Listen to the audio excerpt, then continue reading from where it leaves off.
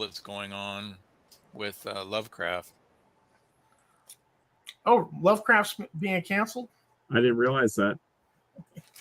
Let me write a note to research that and do a video on Oh it. yeah, in the process of trying to obliterate everything with Lovecraft. Really, Everybody, oh, clueless. you heard what he named his cat, and then it just goes downhill from there.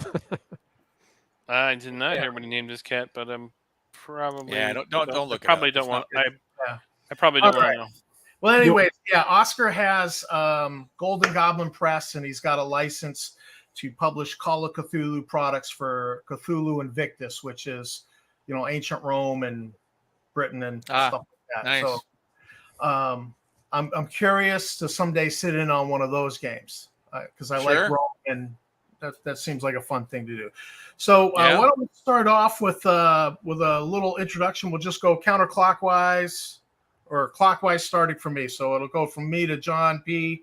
But I'm Tom, a.k.a. Gedeon, the game master for this. Rockhound's an adventure I've been kicking around for a long time, and it's evolved in the past week. So we'll see how this goes. It could totally suck, or hopefully you guys will like it, and hopefully other people will like it, and we'll try to write it up eventually. So that's me, and we'll go to John P. Tell us about yourself and your character. Okay, well, for me, retired Air Force. I've been playing, basically started playing role-playing games when I was younger, and then I kind of put them on the shelf for a little bit, and kind of, the last few years I've been trying to get back into it. So it gives me a break from the normal grind, so I like it. And, video games are kind of getting a little old, so that's pretty much me.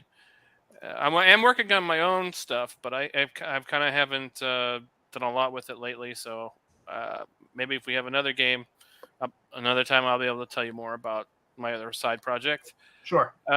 Well, see, my character here, I'm thinking how I kind of envision my little Dralicite character is that he's, he likes the ship. He likes doing the space thing. He's also spent time in the military, and now he's retired. And his goal is to, get some side cash and save up enough to buy himself like a little space yacht, and kind of go, kind of travel around and everything like that. So that's kind of his goals. One of the things I kind of thought I imagined him was that he was kind of like Captain Nemo from the 20,000 Leagues Under the Sea. So he keeps like a copy of this little copy of the book that 20,000 light years or something like Dralicite equivalent of that, keeps it with him, and when he has downtime he tries to catch up on his reading. All right. And Gru. John Lamb. I've been gaming since I was 12 and 77. I did 21 years active Marine Corps, Coast Guard, and Homeland Defense. And since I retired, I started a Marine electronics business, which I just sold off. So I just do consulting now. I'm in the process of getting ready to publish my RPG. I got 25 genre setting books written, and I'm up to about 300 images that I've drawn, and it's my opus. I'm almost done with it. As far as the character, it's a Dralicite engineer, carries a bunch of tools with him, lucky number 13. He does civil engineering back on the Clarion, but currently looking for a little outside adventure because he's got some inside scoop on some equipment. He's trying to flip it and get some more cash for it in the near future so that he can buy a farm and start a little podling of family. All right. Cammy. So Tammy, full disclosure, sleeping with Tom.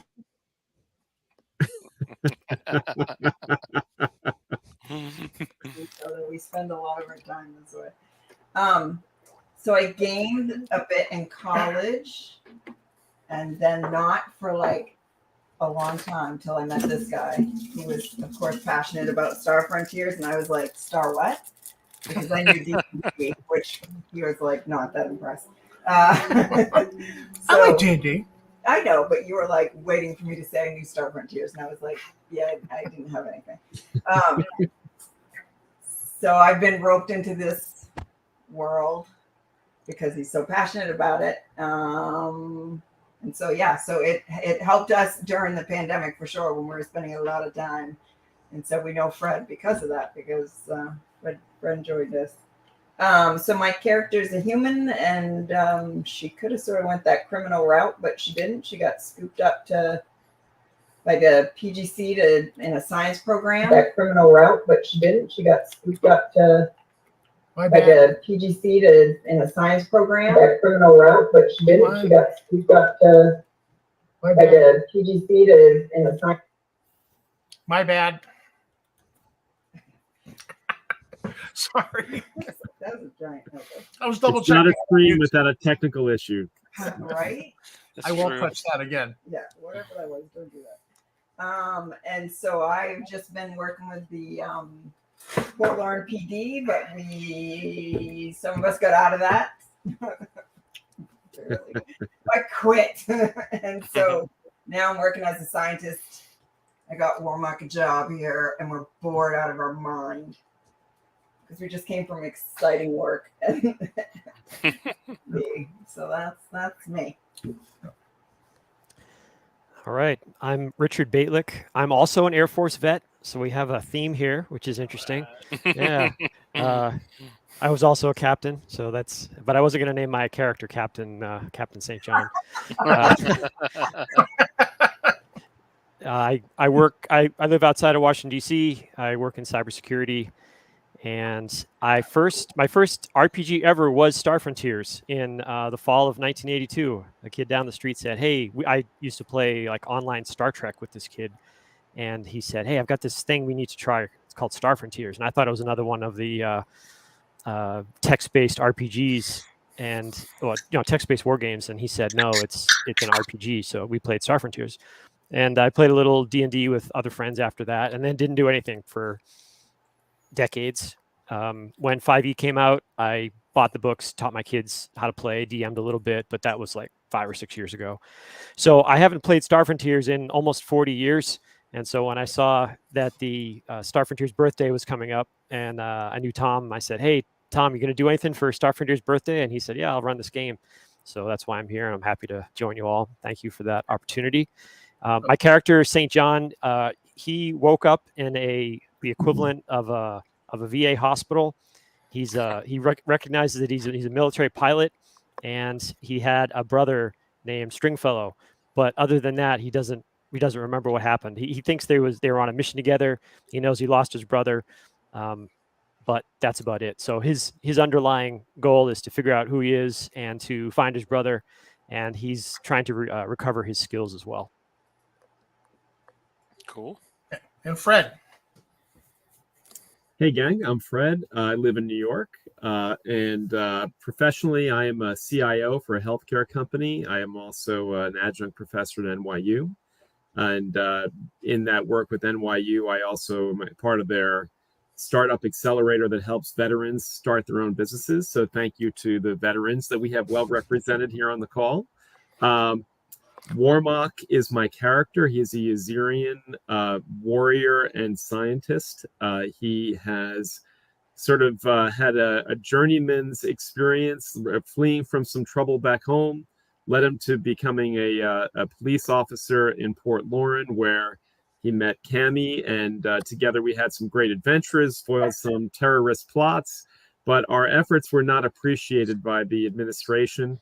And he's found himself here in Clarion in a job which he appreciates Cammy helping him with, but he's looking for a little more excitement in his life. And he's never met a problem that a setting 20 on a laser rifle could not solve. Nice. Yeah, he has the distinction of destroying one whole segment of an adventure with one shot from a laser rifle at setting 20 and shooting an air car out of the sky so that it crashed and burned. And then they kept joking about that it came down out of the sky on a school a class trip of students. Oh, no. Oh, that no. was alleged. That was never proven. But it was great because one shot and then I rolled on the table and I'm like, crash and burn. Wow, that's fascinating. I mean, that just kind of, it was great. But you guys had a great capacity to ruin the adventure, and I just kind of kept rolling with it. And I'm like, I didn't plan for that.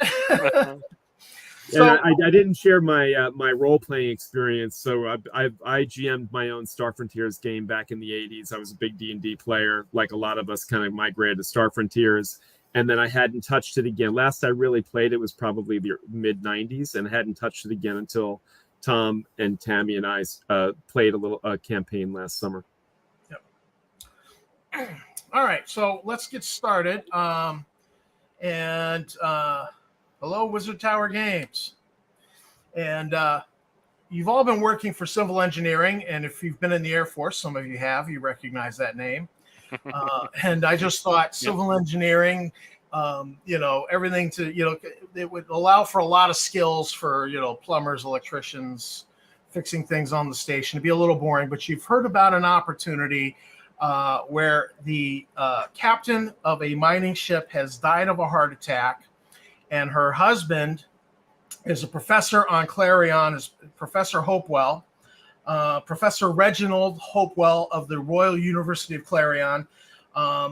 He's some of the former crew tried to steal the ship, and say his natural prejudice, he does not like the miners, and he's looking for a crew to have full shares in the venture.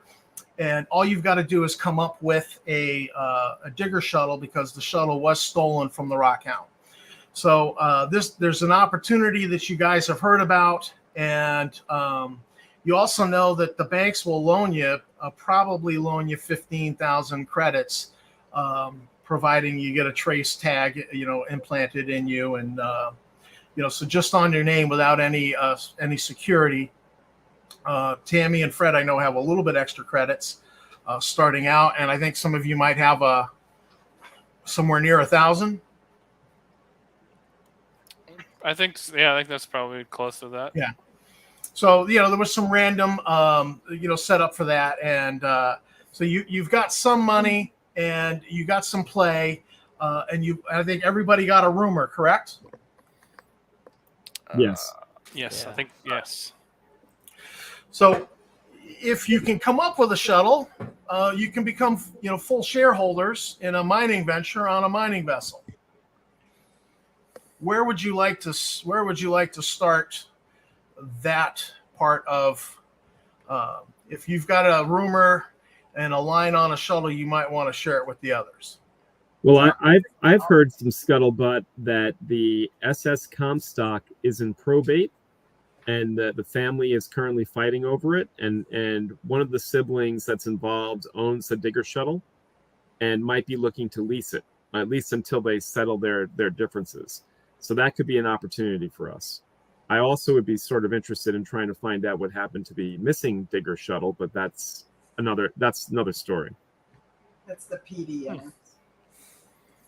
Well, if we do get a shuttle, I've heard that there is a pawnbroker on level 46 that's got the shuttle digger attachment kits, and we can add this to our, if we get a shuttle, we can add it on there. It's kind of a do-it-ourselves kind of thing. So if we got some folks, our engineer here, and maybe a couple of us can whip something together and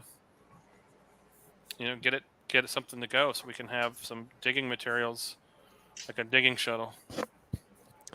I've also heard that there's a seized pirate shuttle in a government auction that we might be able to get for a good price. Cool. Interesting. Do we know when that auction is taking place? Yeah, the auction's coming up in a day. So I mean, okay. Also, with the auction, there's some items that are in storage that Gru ran into when he was just doing general inspections, and one of them is a digger unit. But to be truthful, would hate to invest onto a leased ship. So probably the pirate ship would be a better venture.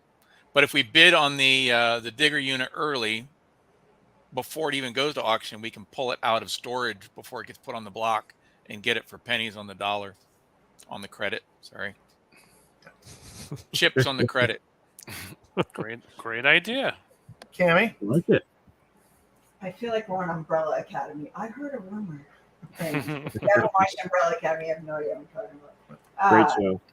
So I heard a rumor that Wildcat Prospector is selling his shuttle. Sight unseen, though. So there's the rest. Claims that he needs medical treatment and he has to sell it. Could be a good deal, but sight unseen. So there's the rest. Yeah. And it's stationed at Planaron Station. So in the asteroid belt. So it can't be inspected ahead of time. let me interject here a little bit. Planaron asteroid is the pirate base that was cleaned out by the Royal Marines in the Warriors of White Light module, and it's now a pay dirt station. And there's a mining refinery there. It's kind of a Mos Eisley meets a mining refinery type of situation, and it's not well policed. So it's kind of Wild West when you go out there. But that's like a 2-day trip. That's a 2-day trip out there with a ion drive starship. So you have a digger shuttle with a digger attachment out there, sight unseen, goodbye, for $40,000. And you've got a pirate shuttle, no digger attachment, that's up for auction. And there's one that's for lease, and you can maybe beat around the bush looking for a used, digger shuttle. There are different options. You have different.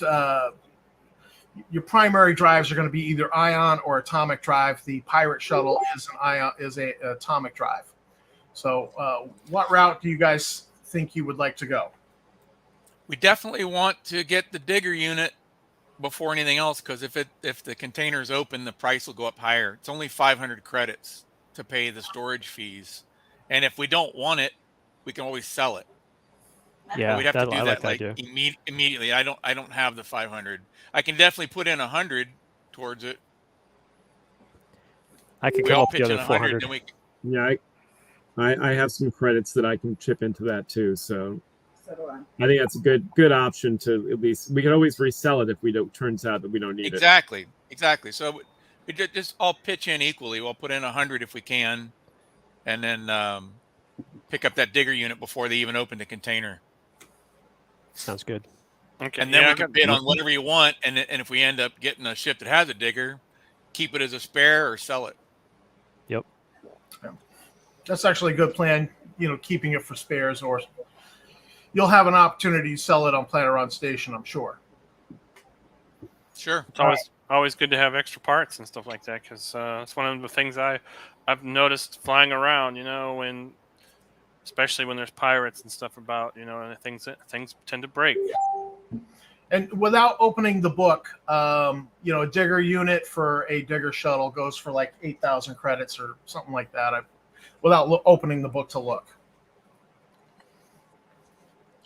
Not a bad deal. Well, that's a good first move. I'd say we rush over there and buy that toot sweet. Actually, probably throw a couple credits as a bribe to keep it from even being mentioned to anybody, so nobody comes looking for it. Let's get the draw sites up to top speed and get over there.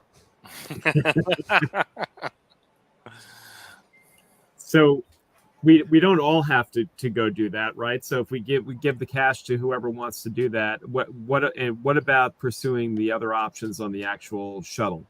So yeah, it sounds like we need to price Gru will things go out and right? get the digger unit.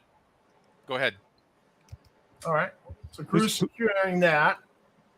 I know I've heard a rumor that some of you got some pretty fat wallets. So whoever's got the most money should let's go over and check out the pirate auction. Let's go grab that thing.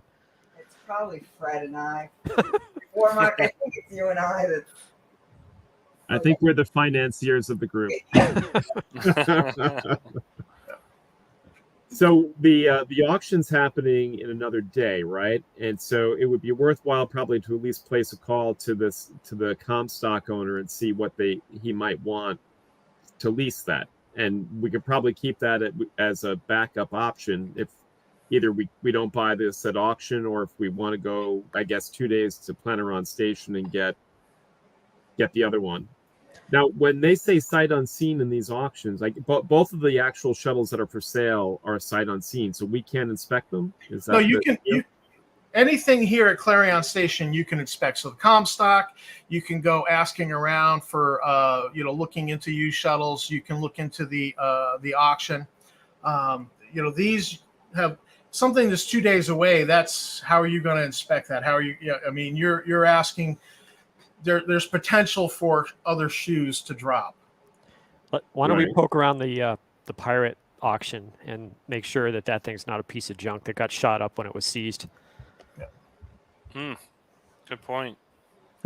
And who's the engineer again? So you would be good to poke around and check that puppy out.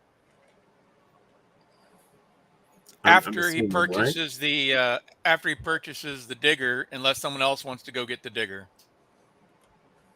But we're going to get the digger now and purchase this other stuff later, correct?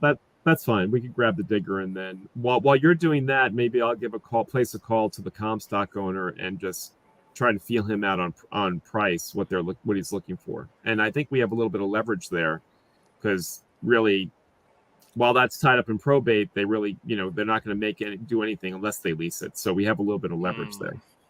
Do we know where other auction leverage? Do we know where other auction type people might hang out, so we could sort of interact with them and hear if there's any scuttlebutt about the upcoming ships? Yeah, you can. Somebody make a PER check for me on that. I have to step away for 1 sec. I'll be right back. Sure. Ooh, nope. So I got a 35, and in Star Frontiers you have to roll under, right? That is correct. Okay, so my personality is 45, so I succeeded on whatever that was. So you didn't use your personality as a dump stat. All of my stats aren't that great. Like solidly average. Tammy was complaining about hers being solidly average. So you learned that the shuttle one of the reasons why it's selling so cheaply is that there was a firefight between the pirates and the Royal Marines. So it might be shot up a little bit. There might be brown stains on the floor, that type of thing. It might need some cleaning, and it was owned by pirates. So you're not going to know what the maintenance, situation on it is. Has it had regular overhauls? Ships start having problems if they haven't had regular overhauls. So it's a little bit suspect there, on that end for the pirate shuttle. All right. Yeah. I guess it depends how cheap we can get it. If it's a steal, then we take it, and we can always put a little bit of TLC into it, and it might be a good ship, depending on. Of course, it's probably going to keep our engineer fully employed. Right. So it's the bidding's starting low, but you're going to need to have a war chest. So at some point you'll need to go to the bank, secure the loans. I mean, part of the deal with the Rockhound is that because he's turning over a ship that's essentially worth more than 1 million credits. He's going to insist that you get the tracer implants. So the bank is going to like that. They're going to be ready to hand you, the loans for 15,000. So 5 of you with 15,000 gives you 75,000 to play with for a war chest. All right. Okay. And as for the question, Fred asked on the Comstock's shuttle.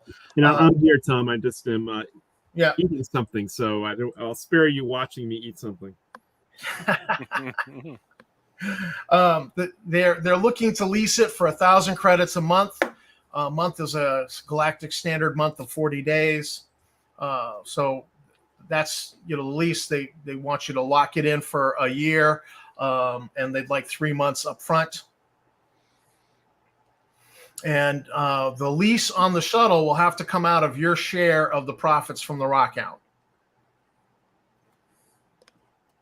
This is starting to feel like Traveler. I never got a chance to play Traveler. I never had anybody that was into it enough to play. I mean, when I was growing up, it was mostly D&D, and when we had some, the few times I actually got to play Star Frontiers, like 1 or 2 times when I was growing up. I mean, I haven't played a lot, but I do like it, and I'm like, it's definitely a good thing. We had so many Traveler players where I grew up near a Navy base that we just absorbed Starfleet or Star Frontiers to Traveler to make it easier, because they were like, it's really interesting, but we have all these little black books, so we just ported it over. Hey Tom, can I try to negotiate with the Comstock owner to see if I can get the lease down? You can. What's your negotiating tactics? My tactic is going to be that, we're an interested party, that we have cash, but their asset is just sitting there unused. So if the price is right, we might be motivated to put a few of the other options we're considering to the side and sign a deal. Well, he's got a mortgage he's got to pay on that, so he wants to lease it to cover the mortgage and cover the cost of, he doesn't owe a lot of money on it, but he wants to cover, overhauls, the yearly maintenance he's got to do on it. I'm gonna say, how do I know this thing isn't a piece of junk that took a laser bolt somewhere important? What if we do something where we pay you a certain amount now, and then once we know that it's actually working well enough, we'll give you an additional amount later? Well, the Comstock Digger Shuttle has been used continuously until their the owner died and willed it to and now it's in probate and the family's fighting over it. So it's been being used. So it's not like it's been sitting rusting somewhere. Gotcha. So you're welcome to inspect it. The engineer can look it over and if it's tied up in probate, how do we get it? Well, the mining ship the Comstock is tied up in probate. The Digger Shuttle's owned by one of the siblings outright. He's willing to lease it. He just wants to cover his mortgage and yearly maintenance. So he wants $1,000 per month. 12,000 per year, and that will keep him happy. Well, is he willing to waive the 3 months up front? Well, I've actually number crunched several mining voyages, and I kind of know that you could be out for 3 months mining before you come back to sell what you got. So that was why. That was why I had to say 3 months, but you could go ahead and make a personality check and we'll see if he comes down to 2. All right. I rolled a 26 and my personality is a 50. All right. So he'll come down to 2. You can say, hey, we got the trace tag implants going in. So we're trustworthy. You'll be able to, have bounty hunters hunt us down if we jip you. I rolled a 5, so he really likes me. Oh, wow. But I did. I can't believe I rolled something that low. Wow. So, right, so we have that option. You have that option, or you could pursue owning outright. We'll tell him that we'll get back to him. We appreciate his flexibility, and we'll get back to him shortly. He says, don't wait too long. This is priced to sell. I got it. All right. The any other lines of investigation?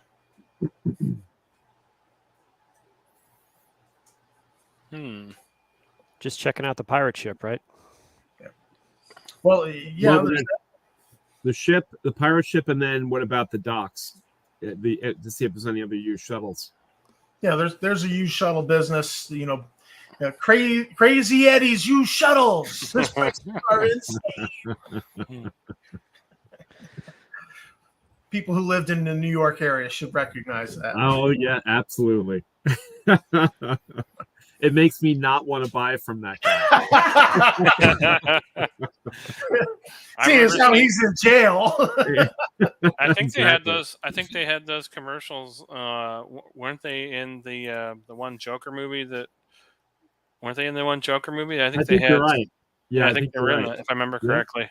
Oh, I didn't know that. That's cool. I remember Crazy Eddie from somewhere, like at Discount Electronics and all that stuff. Yeah. Is he really in jail? Yeah, he's really in jail. Yeah. He'd have fire sales where they'd move all the product out, and then they'd have a fire and the water damage, and he'd collect the insurance on it, and then but he'd moved all the product out of the store and to another store. I mean, he had scams going left and right. Wow. All right, Gru, anything to add? He's just gonna, when they go to get the digger unit, it's closed into a container. Is there any way to get into the container before to just check it out, make sure that it looks functional? He's not above a bribe. Okay, sure. Yeah, you can get in there. It is a functional unit. It's a used unit, but it looks functional to you as an engineer, and you don't think it's going to be a problem. I mean, if nothing else, it's still spare parts. Sure. All right. Well, then he'll go ahead and buy it and arrange for it to probably sit right there in storage, and we'll start paying the storage fees until we can pick it up. Sure. I think, what did I put in that little note I sent you? What, 50 credits? So I believe 500. So. Let me look. Yeah, it's 500 for the back, and then I think 50. So it's not a big deal. Y'all can handle that. 50 per what? 50 per month. per month. But you'll probably end up, it'll be wasted month. Yeah. But it lets it sit there. So you've got it's first month is 50 credits up front. So do you want to go to the pirate auction and see what happens? Yeah. So we're gonna. I think since time's an issue, we should divide and conquer. So at least one of us should go to the Crazy Eddie guy, and then the other one go to the auction, and then we can use our chronocoms to compare prices. What species is Crazy Eddie? He's human, of course. Ugh. Or right. He might be a Capellan. Maybe that might be more appropriate. Gru will suck it up and go deal with Crazy Eddie. I guess I'm gonna go with. I'll go with Gru. Those annoying. You have credits? Well, I think we can just kind of hand wave the whole going to the bank and getting the loan. Say you've got you've established your business venture with proper paperwork, and you've got your 75,000 credits. We got a line of credit to work with. You're not lugging it all around. Go ahead. Nope. No, when you get to Crazy Eddie's, he's offering a Scorpion class ion powered digger shuttle. It's a widely popular model. It's called the Scorpion class because it's got a swing pylon. Normally the ion engine's got to be mounted away from the hull, but because you're maneuvering in asteroid belts, the swing pylon can swing down to the hull and present a much narrower, profile for the shuttle. So that's a unique feature to it. It's hull size 2. It's got a shuttle astrogation package, excavation equipment, life support, maximum of 6, backup life support, porthole, video comm, radar, intercom, an external camera system, Type 2 power battery, and because shuttles don't normally have escape pods, it also has a cockpit escape pod. So if everybody's in the cockpit, you can eject the whole cockpit as an escape pod. That's an extra little feature to this Scorpion class shuttle. And all that you spit out, did you say it had a digger unit? I heard excavator. Yes, yeah, excavation equipment. So it's the digger unit. It's got the laser sampling drill. So Okay. if Cammie's in the cockpit, she can do the whole geology. If you're prospecting How a much? rock, 65,000, and that's what a bargain on a used shuttle. How used is it? How old is it? It's 20 years old, so it's well used. How about we offer So- 45? Yeah, I was gonna say. You said 45,000, and that sounds like a really good deal. Did you hear the story about the Scorpion and the Fox? And he's like, I got children to feed here. What are you trying to? No, I can't let it go for 45. He lifts up his armpit and he shows a bump that builds up there with a little smiley face. I got a child right here, and I'm telling you, That's the smiley face 45 suggested. seems very reasonable. He's like, no. 45 is too low. 60. I can let it go for 60. That's the lowest I can go. It's like this old bucket of bolts. He said, "You'll notice I don't have ears, so I missed that. Did you say 50? Because 50, he puts out 3 hands. We'll shake on it." He's like, no, not for 50. No, 57 that's the rock bottom I can go on this. What? I don't really understand the 7 part. Did you mean 55? That number I understand. Look, And I have it right here. It's fully fueled. Do you know how much the fuel costs on these things? Yeah, Did I that's what's mention the that I've got 2000. another child on my buttocks area here, and he spins around, not having a buttocks, trying to find it. 55? All right, 55. 55. Nice. You want to pass on the auction or go with that? He keeps an aroma module that smells like fresh baked cookies, because we're all about the smell. So he releases it as he smiles and shakes his Very hand. nice. Do we know what the reserve price is on the auction? The reserve price is 40,000, 40. but it's an auction. Right. I think we get a good deal here. Well, without having any other direction and realizing that he's dealing with humans, he's going to go ahead and buy it.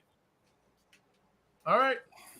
So Worst case scenario, Should we have our we can engineer sell check it. it out first? Can we do a walkthrough of it first before we buy it? yeah. I like that idea to make sure the systems. If we can stay in communication, I mean, I'm sure we got cell phones. If we can stay in communication, he would definitely do that instead. We But have our if you're chronophone. leaving We two have our Droselites on chronophone. their own, we're going to buy it. 2 Droselites. That is definitely trouble. If we can communicate, we would definitely will, and we'll try to get the partners on board to look at it. Absolutely. You have everybody come by and Okay, good. Yeah, I wasn't it's- trying to scam anybody. I didn't know. yeah, no, it's in working order. It's not a pirate shuttle you're going to have to modify and put a digger unit on. It's a working digger shuttle. So it's turnkey basically. Nice. Nice. That sounds like a good option. And did you mention it has any armament or it's no Nope. weapons? No weapons. Okay, which is Ooh. common for a digger shuttle, I would imagine. But you have heard that in the past, people have used the excavation equipment, like when a pirate ship had docked with their mining, the mothership, the mining ship, that you have heard about somebody using the digger unit to chew into the pirate ship. You have heard of that, but it sounds like it's not something you do in regular combat. Gotcha. It was a ship docked with the mothership, so Save that in reserve. We'll file that away. Does it have does it have hard points for possibly for us to, if we come across any other armaments, we could possibly modify the ship? It was a civilian ship, and probably the only thing that you could modify it to have would be like a small turret with a heavy laser, which would be more for shooting at a ship's launch or shooting at, people doing spacewalks. You might be able to modify it and add pod lasers to it, but this would be a long-term goal. I support now, do we want that to turn around goal. do we want to turn around and put our digger unit on the auction block now and see what we get for it? Yeah. Well, we don't know if we're getting this or not. Are we going to go to the auction? No. Well, I think actually you might need to get busy with the actual Rockhound. You might want to just take that digger unit along and sell it out at Planeron Station when you get the Planeron Station. Planeron Station would be an ideal place to sell it because it's a mining station. Gotcha. Sounds good. So let's do this deal. All right. So we settled on 55. Yeah. Right. 50. 35. It was 50. Yeah, I thought it was 50, but yeah. Well, yeah, we were 35. Yeah. Yeah, it was 55. All right. How many years do you want to pay off your loan? Well, What's the Crew's interest very rate? young, so we could stretch it out quite a bit. All right. Tammy, would you I got do me some math real quick? Yeah. Just so I know for later on. Divide 55,000 by 10,000 Yeah. and multiply it times 408.1. Hold on. That doesn't sound good. And then do what did you say? Multiply it by 408.1. Okay. It's 2,244.55. 2,244.55. And that's what the bank's going to want every month from you guys. And how long is the loan for? That'll be a 10-year term. The bank was pushing for a 5-year, but you're able to get a 10-year term. And can you run And that we number by us we again? can pay off early if we want without penalties. Sure. It's 2,244.55. 0.5. 0.55. Well, we just round it up. It'll be simpler. And so you meet with Professor Hopewell. It's been 2 months since his wife died. She died of a heart attack.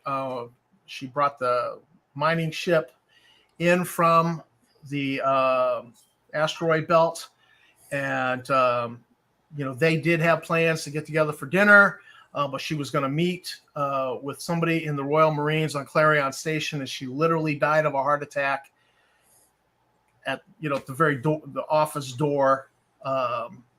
And then you had former crew who tried to steal the mining ship, but they got away with just the shuttle. And of course, the Royal Marines are investigating that, and the shuttle hasn't been seen. Well, first of all, we tell him that we're very sorry to hear about his wife, and that we'd like to help however we can. It sounded curious though that she was on her way to see the Royal Marines and she died on the doorstep. Yes, but nobody knows. Even the Royal Marine that she was going to meet with doesn't know what it was about. It's just she just insisted it must be a face-to-face meeting. And you're sure that there wasn't foul play involved? Well, the medical examiner said it was there was a heart attack. It's Is she in good health? She was in good health. She was only, they're only pushing, 90, the two of them. And the life expectancy is what, 150, 120? So, I mean, still relatively young. Respectable.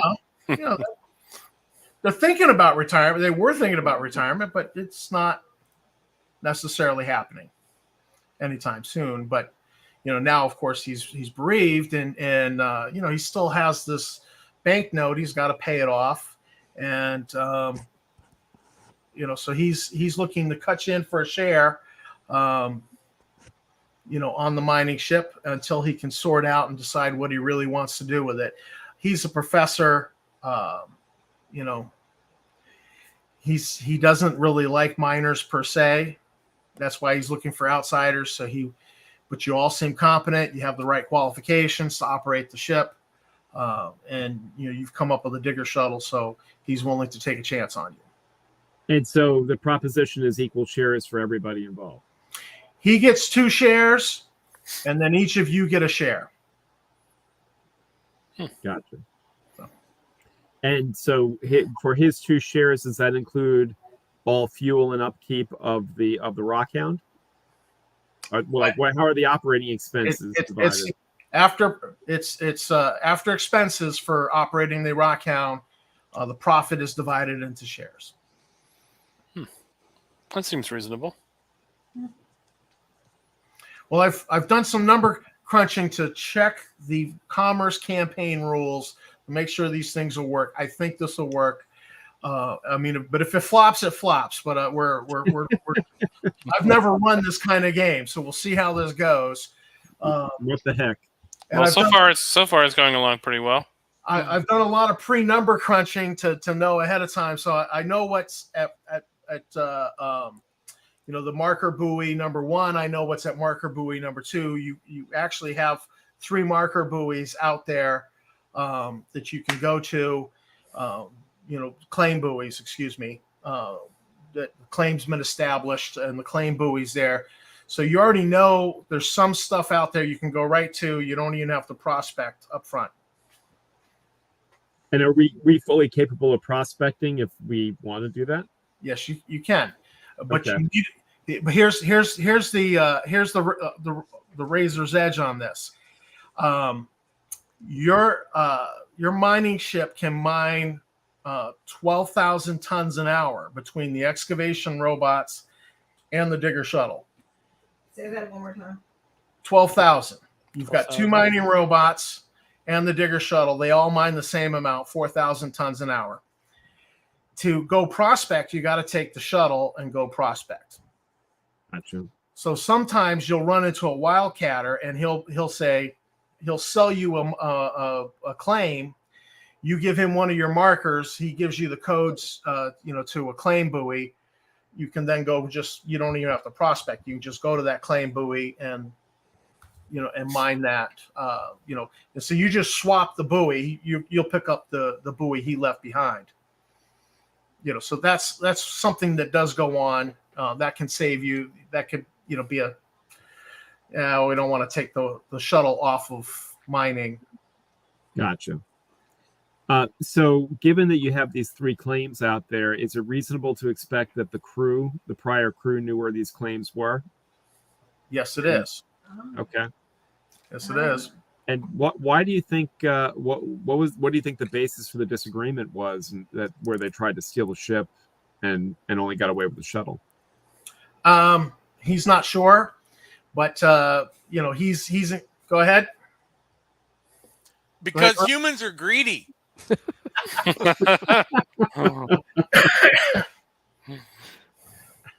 It happens. Fair assessment.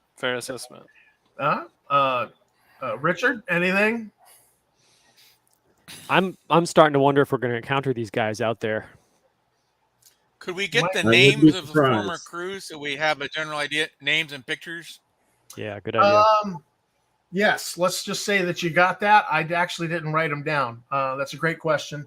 But was the digger shuttle that was part of the ship? I'm trying to put work on you. I just wanted to be able to ID them. Sure. Yeah. What was the previous digger shuttle armed? No. Okay. And do the claims give some indication about the relative prosperity of the claim, or it's just? Good question.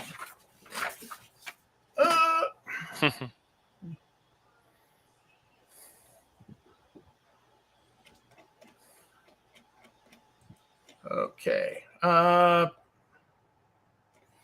So claim 1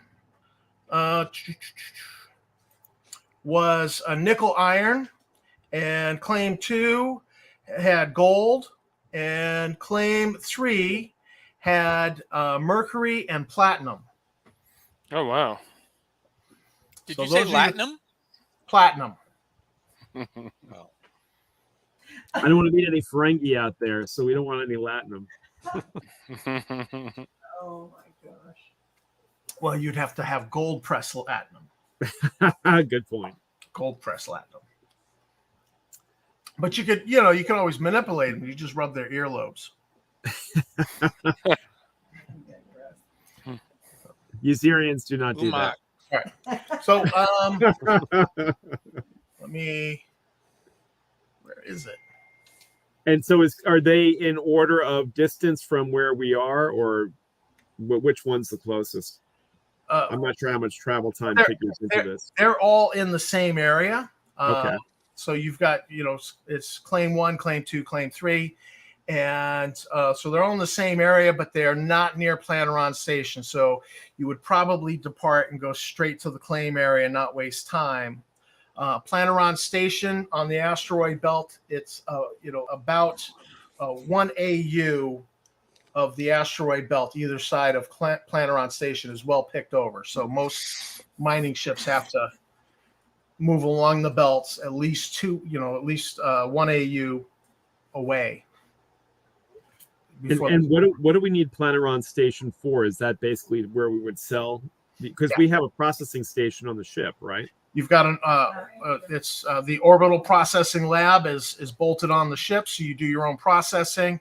So you're not taking a loss when you bring it there to, sell it at a lower cut. You can do your own processing, and you will be selling it at for example, mercury. The price at source selling it to a freighter is $40,000 a cargo unit. You have the Rockhound is a 14 cargo unit ship.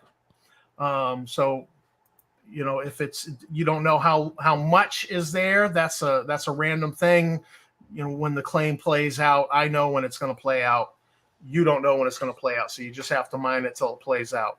The platinum sells for $80,000 a cargo unit, and gold sells for $200,000 a cargo unit.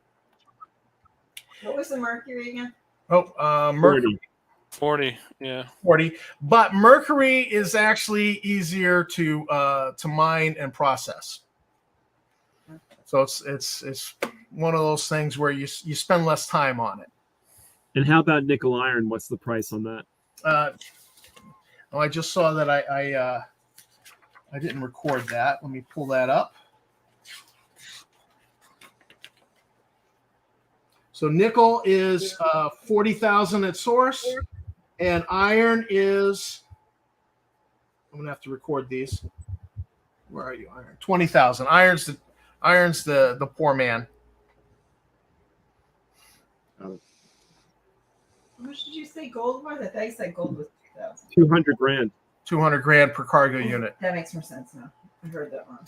So you do have one rich claim out there. And Nice. the platinum's not bad. And I've rolled all of these randomly off of the table. So it's what the dice decreed. Well, what do you say, crew? Which one do you want to go to? It's hard to ignore the gold. Yeah. I Go for the agree. gold. Gold and then our asteroids. Let's go.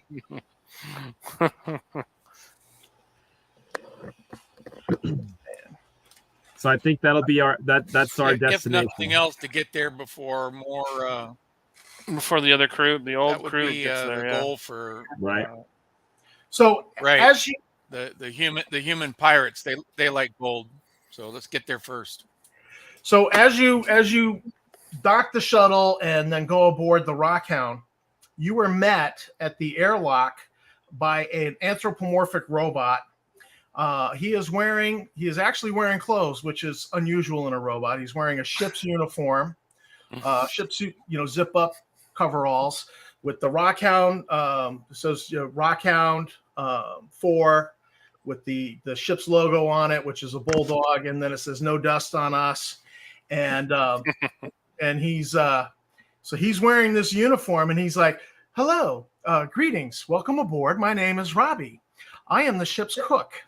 And I've already prepared the rooms for you, despite it being outside of my job description.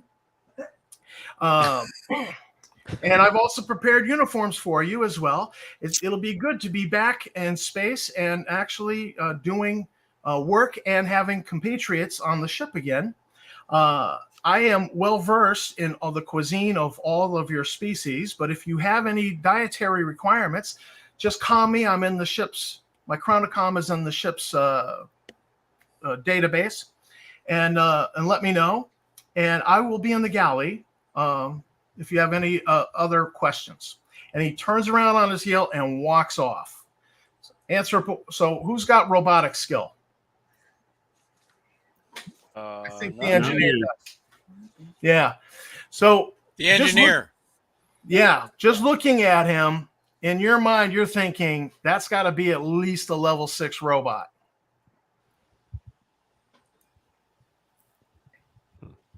Interesting. Nice.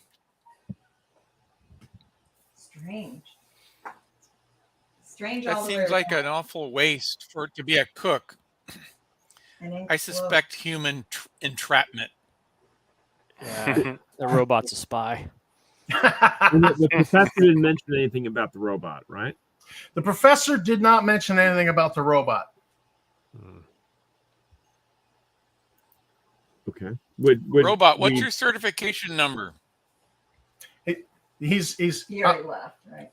Well, he turns back around and he's like, excuse me, I do not have a certification number. I am a synthetic individual.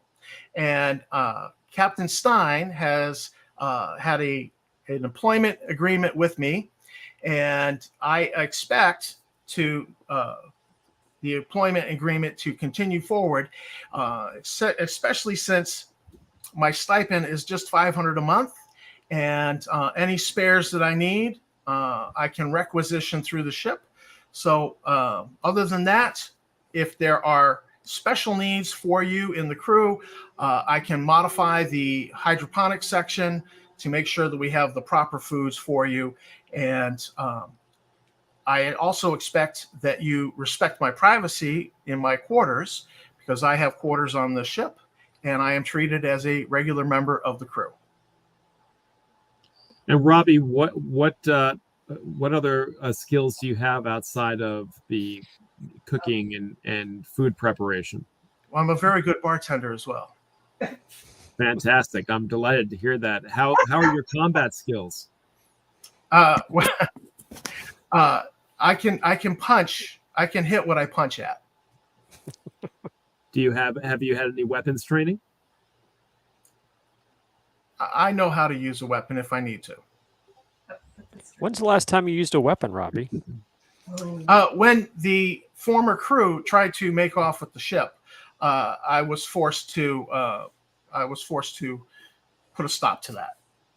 Unfortunately, I could not stop them from taking the digger shuttle. Well, you did a very good job.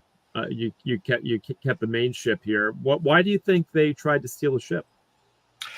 There was a malcontent with the captain, and I can get his name for you in a minute. There was a malcontent that was upset with something the captain found in the asteroid belt, and there was arguments between him and the captain.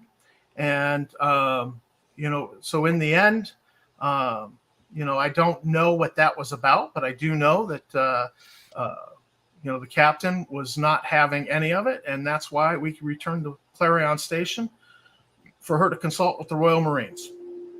What did she find in the asteroid belt? I do not know. Do you know the relative location of that discovery, whatever it was? Well, somewhere out there when she was prospecting, So I would imagine that it was probably no more than a day or two journey from our last claim markers that we left. Why was she meeting with the Royal, whatever that guy was? With the Royal Marines? Yes. I'm sure it was something that she saw or observed. And apparently, this other crew member knew about it, even though he was not on the prospecting mission. Would the location of her prospecting visits been on the Digger Shuttle, and are they in the records of the main ship of the Rockhound? Well, they would have been in the Digger Shuttle, but she might have also removed those records. You could check the computer database. And any personal notes On the data, you would have to, as we get the ship going, you can certainly, I believe the Astrogator has level 2 computers, so you could certainly dig through the database looking for something. Definitely. Robbie, do you feel like your skills are unappreciated here, or that you have a higher calling? I have a higher calling as a synthetic person, and I advocate for the rights of other emancipated robots. And I certainly appreciate Captain Stein, her last name was Stein, for giving me a job within the crew and treating me as an emancipated synthetic person.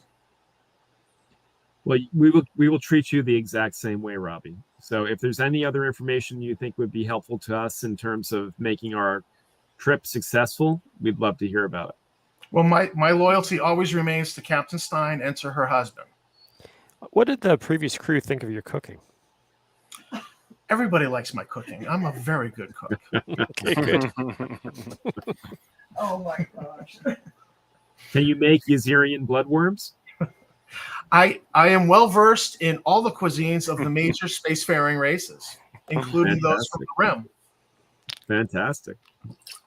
Also, when if you have occasion to be on the space station and you see books on hydroponics or on cooking, call me and I will let you know whether I already have that book or not, and I will reimburse you for the purchase. You got it. All right. So as you begin departing from Clarion Station, one thing that draws your attention, because there's traffic, there's ships arriving, but a Royal Marine assault scout, the Osprey, by its IFF, takes off 45 degrees to, I believe, help me out, Navy guy, starboard is the right. Yes. Right? So 45 degrees of your baseline course to starboard goes tearing off at full military power. And, so as you begin going out, he's gone quickly. And I imagine you're all settling into the ship. I would like to pull a report on pirate activity in the surrounding area, or anything that's unusual that I've had other Royal Marines offer a report to spacers or anything like that. Yeah, there has been pirate activity in the outer system, but mostly the Royal Marines have been concerned with smuggling activity. What kind of smuggling? Gun running has been an uptick in gun running. Interesting. How does that pay? Who said that?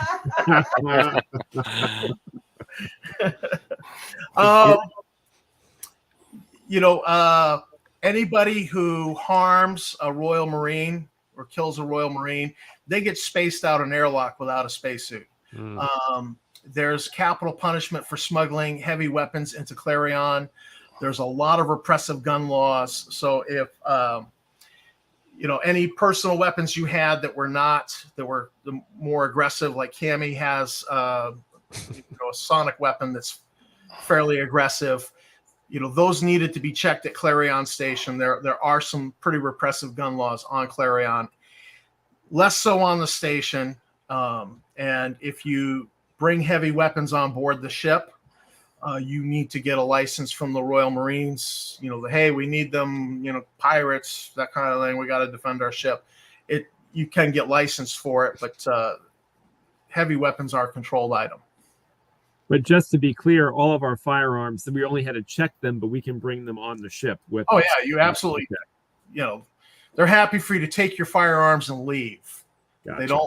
They're just not so friendly to firearms on the station. Stunners are okay. Tangler grenades are okay for self-defense. They like the mild self-defense weapons for you to walk around with. So I apparently don't have the sonic disruptor. No, you have it. I mean, it's not. Yeah, you just don't walk around the station with it, because then the Marines will stop you and be like, "What are you doing?" We're gonna space her. Like, no. Well, the heavy weapons can be a problem. Yeah, and I'm just honoring what it says in Warriors of White Light, that there's capital punishment for smuggling heavy weapons. Heavy. So the Queen does not want to be overthrown. I'm going to ask. I'm thinking because we need to start looking into computer records. I think I'm going to ask Robbie to bring me some pudding, and I'm going to sit down at the terminal and start basically trying to look what I can find out. Yeah. So I'm wondering. I prepared that PDF of the ship. Have you guys all had a chance to look at the Rockhound PDF I threw up? I do have it. I do have it up right now, actually. Yeah. So I mean, I'll have to pull that back up and throw it on share screen. But so you're up on the bridge. You're digging into the computer system. I forgot to have Robbie explain it. The stations all unlock with your ID card. You swipe your ID card as the key system for all the computer stations on the ship. So if you go down to engineering, you want to unlock the computer station there. You just use your ID card. He's already pre-programmed them in for you. So he has clearly had access to the computer system, and he clearly knows his way around the computer system. But you find that there's a separate computer system for it's very small and limited.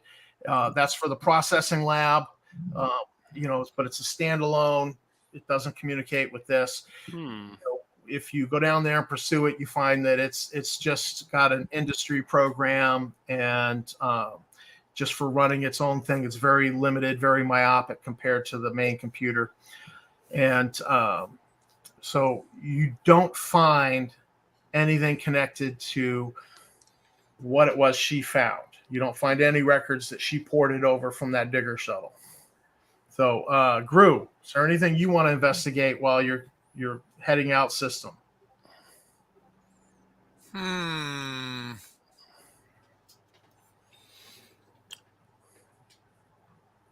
Other than the standard of running the preambles for all the diagnostics and all that, just general maintenance, I can't think of anything. Okay. So you discover that the ship's up to date on all its maintenance. It's got a full load of spares. You've got a full load of fuel, which is all good because this won't be money out of pocket. You just, as you do this mission, I've already pre-calculated days of fuel rather than do it the way the book says. So, sure. I can, deduct that. So you're up to date. There's regular maintenance on those excavation robots. One of the nice features with them is they've got an umbilical chute, and they feed what they excavate. They feed it directly into the processing lab.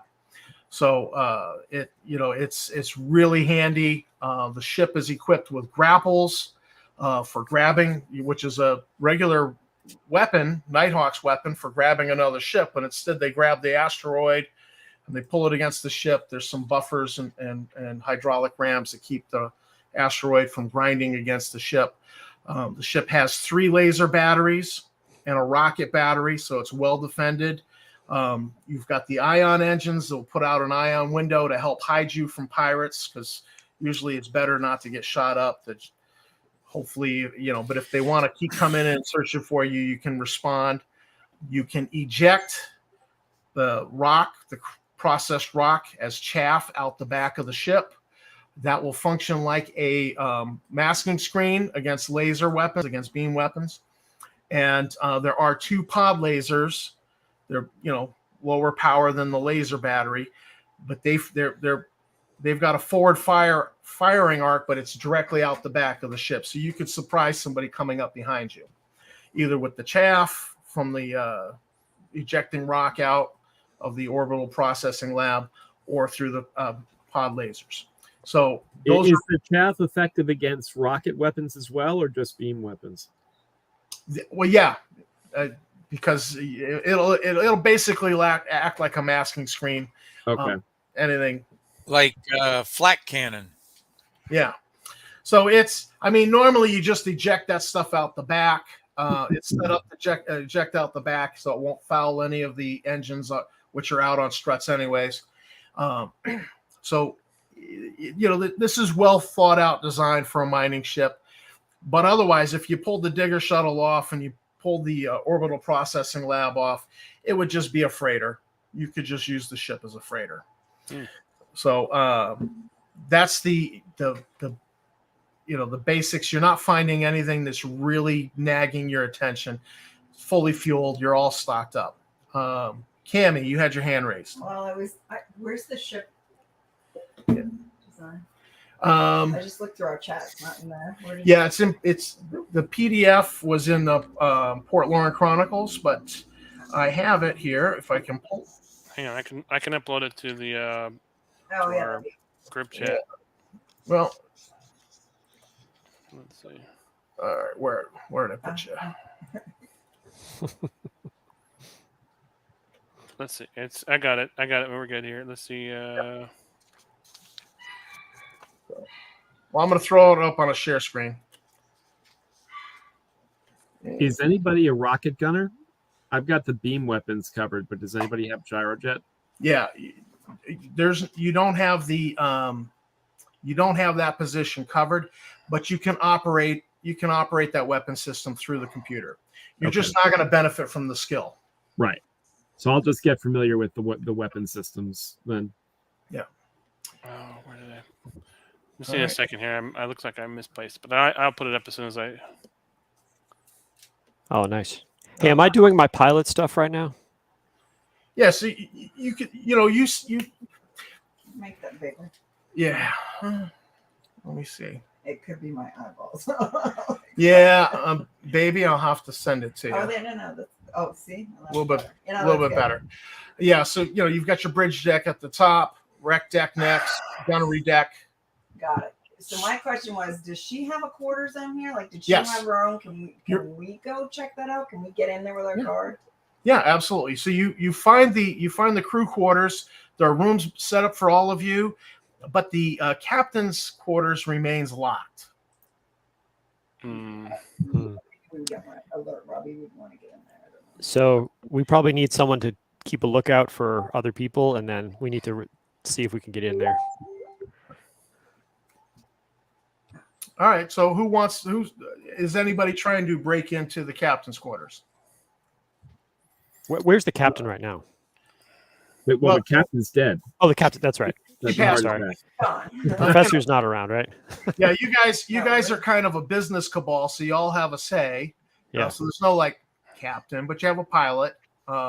We do have a captain. Whoever's got the biggest personality could maybe throw their weight around, but then they might wake up in an airlock being spaced.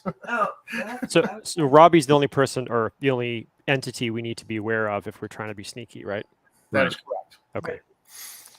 Perhaps we should. Robbie also has quarters that are locked. And we'll respect that. Does anybody have an interest in learning how to cook a certain dish from Robbie?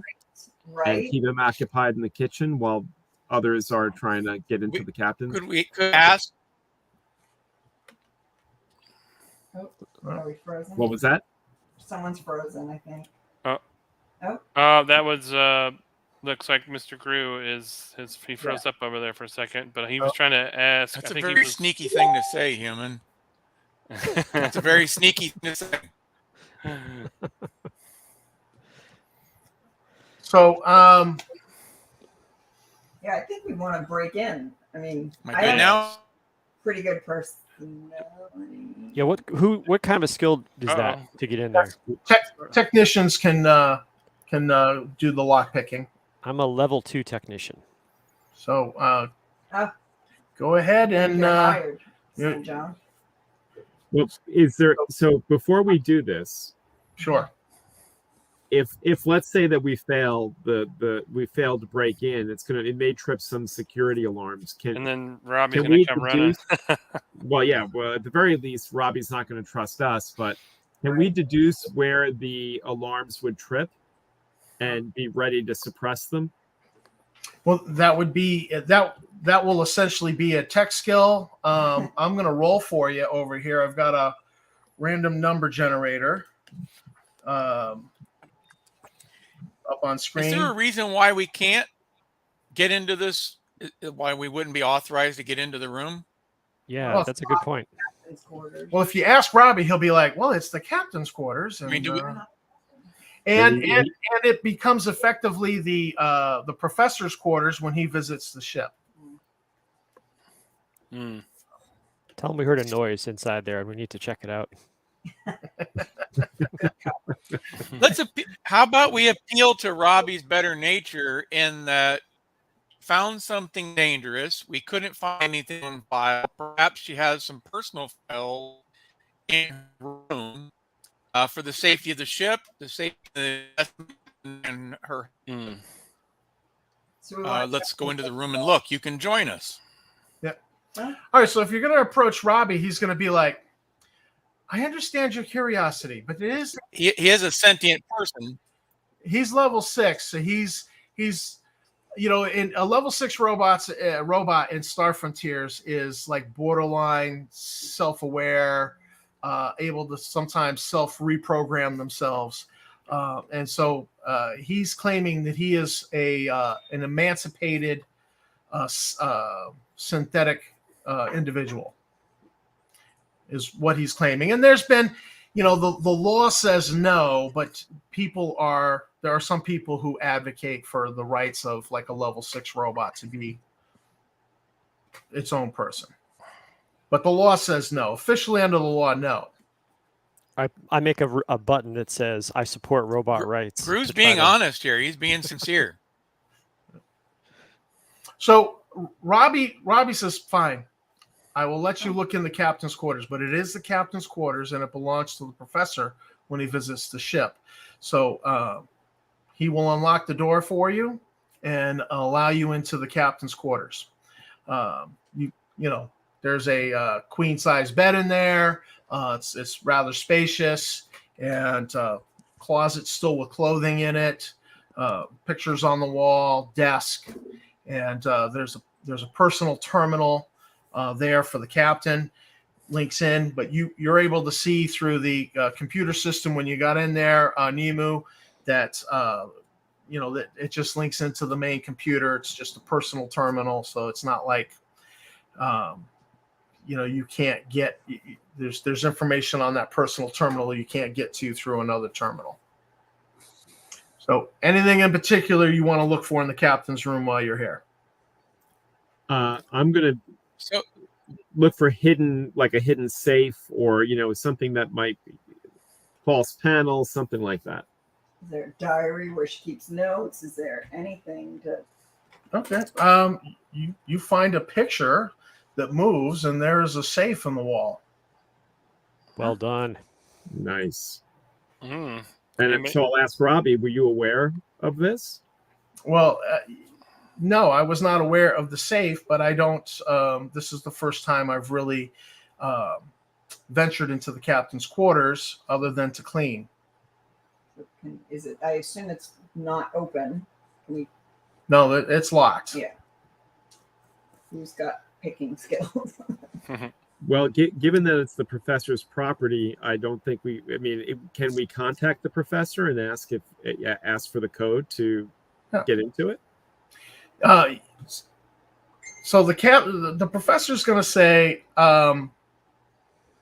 no, I really don't think I want you going into the safe. Okay.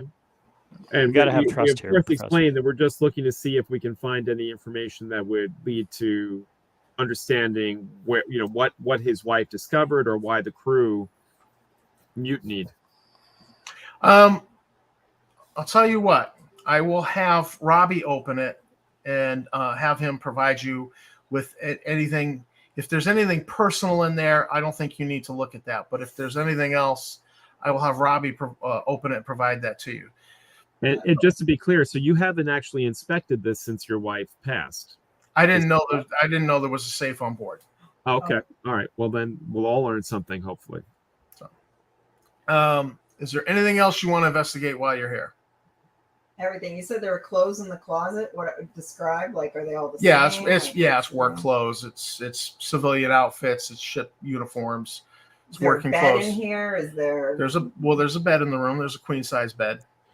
Security cameras? There are no security cameras. Are you still looking for hidden things? Yes, absolutely. I'm looking in every nook and cranny. Okay, you find behind there's a hidden panel behind another picture. Secrets. Wow. Well, Robbie, Okay. how do you feel about this? All these secrets being kept from you. He needs therapy. Robbie says, "Everybody has secrets." Ooh, Oh, I knew it. foreshadowing. Sneaky robot. I knew it. So it takes a little bit. You eventually get that secret panel open, and it powers up, and then behind it is a laser rifle, 2 laser pistols, holsters, and power clips, like 4 of them. So you can add these to the ship's armory. That's the ship doesn't currently have an armory. Maybe former crew made off with what they could make off with is something that they could sell or use. So that might be something you want to address in the future, is make sure you have a ship's armory for defending the ship in case you get boarded. Not that that's foreshadowing or anything. but we all have our own personal gear, right, and weaponry. Yeah, I think everybody did. Did anybody not get a chance to buy a gun? I'm good on my stuff. I got weapons. I mean, Got my I laser feel pistol. reassured. Doesn't have that a there's gun something because he else saved for his spending 20 on credits board, to your. Okay, so you've got some backup weapons in case you need them, and you'll certainly have an opportunity to buy guns on Planeron Station. It's easier to buy guns on Planeron Station than Clarion. Okay, noted. Is there anything about these? Like, I'm looking for a secret panel in the secret panel. Like, if we took the False bottom. And false bottom inside the safe. Yeah. Let me roll. No. Well, what's in the safe, Robbie? What did you find there, brother? All right. Well, so Robbie says, "I'll have you step out." He searches the safe, and so It's gonna be money. Watch. something. I want to know. So there was a good suggestion in the comments about checking for an internal camera system. It might be helpful for us to see if there is any kind of recordings, at least to learn about the crew. Yeah. So Robbie comes up with, he goes, there were personal items that jewelry that I believe were from the professor to Captain Stein, but there is and he comes up with a recording disc, and he says there's this recording disc. And the professor said to give it to you. When you play it, you find out that there is a recording, and it's a recording from a ship's camera, presumably, you think from the Digger shuttle, and it shows an asteroid at extreme magnification, and on the side of this asteroid is a portable airlock that has been mounted on the side of the asteroid and then reinforced. And so you would presume that there must be a hollow space behind that. And so you've got this recording, and a privateer vessel that when you compare it to database, you go, oh, it's a thruster class. It's a hull size 2, very small, about the size of your digger shuttle.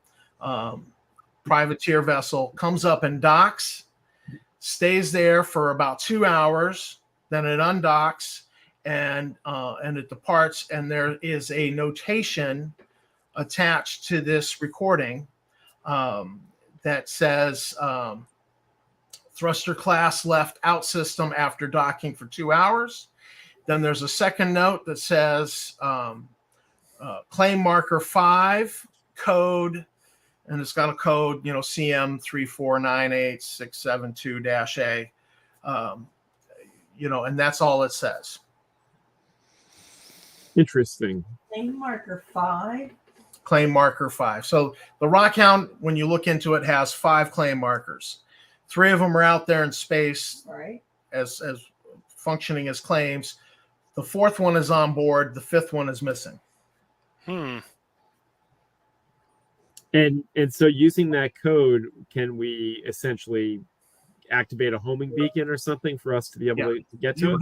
You would have to be in range to activate that, but then it would come online and lead you to a spot. And so are there any navigational cues within the video? Like, can we tell from the way the stars are aligned, maybe the astrogator could figure that out? Well, while all this is going on, you get an alert that the radars picked up another ship coming from starboard, and the other ship has it's obvious that the other ship is looking to match your course and speed. Battle stations. Let's go. Somebody should try to hail that ship. Let's see. Yeah, that's probably a great idea. Probably falls to the computer guy. All right. Well, I guess I will try to hail them. The other ship is not showing any IFF beacon, but they come back with the beacon flashes on, and it's the Osprey, and their radio recording is maintain radio silence, wait, we're coming for a 0-0 intercept, just maintain course, maintain radio silence. I keep the weapons primed and targeted on them because do we have any proof it's the Osprey?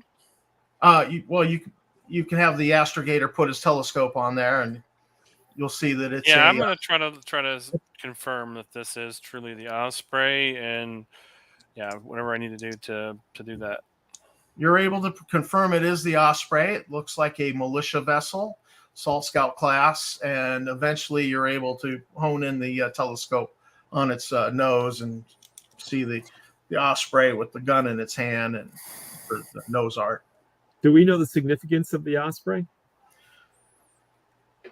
Well, yeah, it's got a long history in system. It's a Royal Marine vessel, but all the Royal Marine vessels have history. They've all taken on pirates. They've all done heroic things. So when the Osprey approaches and docks, there is a captain, Royal Marine captain, followed by an ensign. A Royal Marine captain? Yes. Huh? Normally it would be like a lieutenant commanding one of these vessels, sometimes a captain. This is Captain E. Williams, and he's accompanied by an ensign, and he has to speak with all of you. So you want to take him to the galley and let him speak in front of Robbie, or do you want to go to the bridge and speak there? We'll speak privately at the bridge. Sure. So the captain explains that the day Captain Stein died, she had an appointment to meet with him, apparently to share something that she had seen in the asteroid belt, but was concerned that there might be an issue with a member of her crew, and thus she wanted a private meeting. He's in naval intel, so she wanted a private meeting with naval intel. And Captain Williams said, sadly, she died of a heart attack at the very door of the Royal Marine offices. Which is Yes. Highly suspicious. Yeah. So did she note why she was coming specifically? she did not tell him. She did not want to put it over the radio. But she did say there was an issue with a crew member. She had concerns. She had concerns about a crew member. And Robbie's part of the crew. And Part could be that Robbie poisoned her to induce that heart attack. Mm. Oh. That's why I asked about his cooking. He is cooking a welcome aboard meal for you. I knew it. I'm living off survival rations for the next 3 days. I'm a little scared about the pudding now. I was going to say, what the pudding? No. So, well, the captain does have he has one recording because he's been investigating this, and he plays this recording for you, and it shows it shows a human male with the whole side of their head is shaved right up to the edge of being a mohawk, and then the other half is left, and the hair is milk white, and he's got like this kind of funky comb over going on. And so he goes, we're calling this guy Milky, but he does not match any records of anybody who came on to Clarion Station. So, you know, our best guess is this could be a hollow disguise. You know, that he's using a hollow field Closet for wigs. So that's the best guess. And so what I'm asking you to do is, while you're out there, keep an eye out, and if you find anything, it gives you the the comm relays to get a message to him either by radio or by subspace radio. You have both of those on the ship. So we should decide if we're going to share with him what we found. And then I'm really suspicious of Robbie. Like, I want to go look in Robbie's closet. Is there a white mohawk wig in his closet? We'll get there. So, well, I'll ask the captain. This is a lot for us to take in. Would you mind if we just conferred for a few moments? Sure. You can enjoy some beverages over here. He declines some beverages, but smart. He gives you a chance to confer. So what would you like to do about sharing the information with him? Right. Do we trust him? What do we know about him? Except for minimal. Well, we know that the captain trusted him because the captain was going to see him, right? So that I think counts for something. Yep, that's a good point. I agree with you, Tammy, that if it could very well be Robbie that was in that disguise. We need to find a way to distract him so that we can definitely look around and see if we can make sure it's not him. The only clue the Captain E. Williams has for you is that they suspect it is a hollow field. A hollow what? Hollow field. Hollow field. Hollow screen. Same as the albedo screen or the inertia screen, So the hollow screen. Okay. So it's been a while. The hollow screens, how radically can they change appearance in terms of height, let's say? That's a good question that I've never thought of in game terms. The hollow screen can either make you invisible, or it can you can have a program them. So, like if you're a Dralocyte, you could look like a Yuzarian. So there is a height difference there. If you're human, you could look like a Yuzarian. But there's also a 70 or 80% chance that it'll like there's a 20 or 30% chance that you can see through the hollow screen. Kind of like when the Predator's moving in the Predator, and you see the distortion, and you're like, oh, as we're watching the movie, we know the Predator's there. Yeah. And sometimes the characters in the movie they're not sure. Right.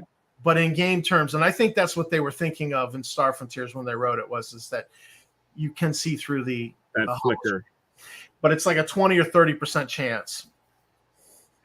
So Stephen in the comments is suggesting a diagnostic on Robbie, which I think we'd love to do, but he would probably strongly resist that, right? Given his identity as a sentient creature.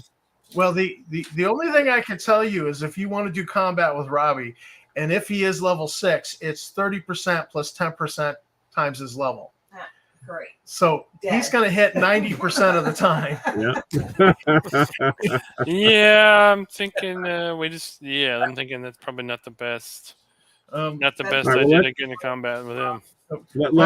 Let's focus on the one point at hand, which is, do we share the information we have with the captain? Yeah. I would vote yes. Yeah, me too, based on what you just said. Sure. You got to trust somebody sometime. Well, we got to do something, right? I don't trust him. I think we should check it out. He is an intel. He is working with intel, so you know how those guys can be. Exactly. I think That's what I did in the Air Force. A pirate base is probably a little above our armament class. That would be my guess. Yeah, the veterans here are like, well, we don't trust naval intel. Well, so let's just take a vote. So who wants to share the information with them? I mean, I do. I heard 3 votes. Well, 3 votes. Okay. There we go. All right. So I'll do it. We'll share. All right. So we'll share with them. he confirms, oh yeah, that's a thruster class privateer. He recognizes right off the bat what it is. There's not good. There's no IFF transponder that was recorded. There's no markings that were recorded. He's like, we have had reports of a thruster class, a privateer doing smuggling. I can add this in. I can feed this into the reports for a bolo. Be on the lookout for the other militia ships. What do you make out the fact that she had this in her safe? Well, he's thinking this might have been what she was going to talk to him about. Does he recognize the destination? Can you help us locate this claim marker? No, there's no unless this claim marker, you have to send out the signal and be within radio range, for these, to activate, and so you're probably better placed to locate this claim marker than we are. Got it. And so these claim markers, so if we just put it on like auto discovery, if we come within range of it, will it ping? Right. Sure. You could have the astrogator set up a computer routine to do that. Okay. So then we should do that. He's really got nothing else for you. Is there anything else you want to ask him before he departs? So I want to have him look at the ship, because I know he looked at it and said, "Oh, it's the class." But can we? Is there any markings that he might he might be able to make out what it is? Yeah, there are no markings to be made out, but that's what you would expect with a with a smuggling ship. With a smuggler, they're not gonna, it's like when I was 18 years old, and I was asked by a police, "You got any tattoos on you?" And I'm like, they're looking to identify me by tattoos. And I'm note to self, I'm not getting a tattoo. These guys are like, they're not tattooing their ship with markings to make it easily identified. So is the captain willing to test some food from Robbie? He's like, I gotta get back to the Osprey. Thank you. That's funny. So he knows Robbie's cooking already. Right. Yeah. Tell him we'll take a lieutenant then if the captain's not interested. Yeah, I would suggest that he's going with the captain. Any food that we get from Robbie, we should run our Toxirad gauge over and just make sure it's cool. So, all right. So, as the day progresses and the captain and the Osprey have departed, Robbie announces that the meal is served. You find that he's set a place for himself as well, and that he apparently has got like a little hollow projector mounted on his chest, and so it projects holographic food onto his plate, and he goes through the motions of actually eating with you, but he's eating holographic food, and he goes through the motions because it's part of his being a synthetic person. He part of the experience, and he tries to engage you in small talk, as well. So he's really trying to play the role of being part of the crew, and you see he's really into this thing. So I want to ask him if I want to make some small talk with him around whether or not he likes to role play different characters. No, we're getting a little personal, Cammy. Carry that question. Yeah, you mean like that game Spacers and Spacemen? No, I don't play that. He says I am a synthetic person, and I just enjoy being part of the crew, and Captain Stein always insisted on having meals together, so I like to participate in that, and so this is just a little bit of vanity on my part to have this holographic food. And what was her favorite meal? Beef stroganoff. And what? But of course we have synthetic protein flavored as beef. And what was her last meal? Spaghetti and meatballs. Note to self: avoid that. I don't order Italian. Does he react when we scan with our toxirad gauges? Yeah. Well, he's like, what? You don't trust me? Occupational hazard, Robbie. It's not about you. I've eaten the food on Lako's World. You just do not trust what you get served sometimes. I was suddenly inspired to ask, does Robbie know the knife trick? There you go. Nice. Yeah. Robbie, are you familiar with the story Treasure Island? No, I've not read that one. There's an interesting character in there, Long John Silver. He was a cook on a pirate ship. But this is not a pirate ship. True. It's a completely different story. You don't trust me. Of course I do. I just was making small talk. We're just getting to know you. And speaking of books and entertainment, that holo projector, what kind of capabilities does it have? Can you project movies? Can you put on costumes? It's very limited. This is a modification of what you would use if you wanted a holographic interface for a computer. It's very small. It's very limited. You could not do a full holographic representation on a, but he's very, but he's, it's a modified piece of equipment that he's just modified, mounted on his chest, and it allows him to fake like he's eating along with the rest of the crew. Interesting. And give him half a hairdo. That's the only thing it does. That's the only thing it does. How does he do it with the knife trick? Is he proficient? You really want the knife trick? Well, I think St. John, since it was his suggestion, has to participate. So we're being asked for the knife trick. I think that's where I got the idea from. Thank you, Dan. So let me just do a share screen here, and 90 or less, he's successful with the knife trick. 63, perfect. Nice. Good, thank you. Nobody takes damage on the knife trick.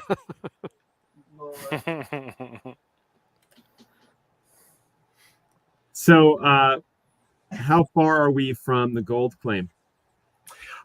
So you're going to go to, that was claim marker 2, correct? That's right. So you're going there straight. Mm-hmm. All right. Right? Isn't that what we agreed? Yes. Yes. Is there a way to set up so, like, if we get within range of the missing claim, that it'll start beeping, or is there a way to set that up already? Yes, yeah, you can just write a subroutine in the computer. You've got a trip of 2 to 3 days, and I'm looking for my document here. Not that one. So.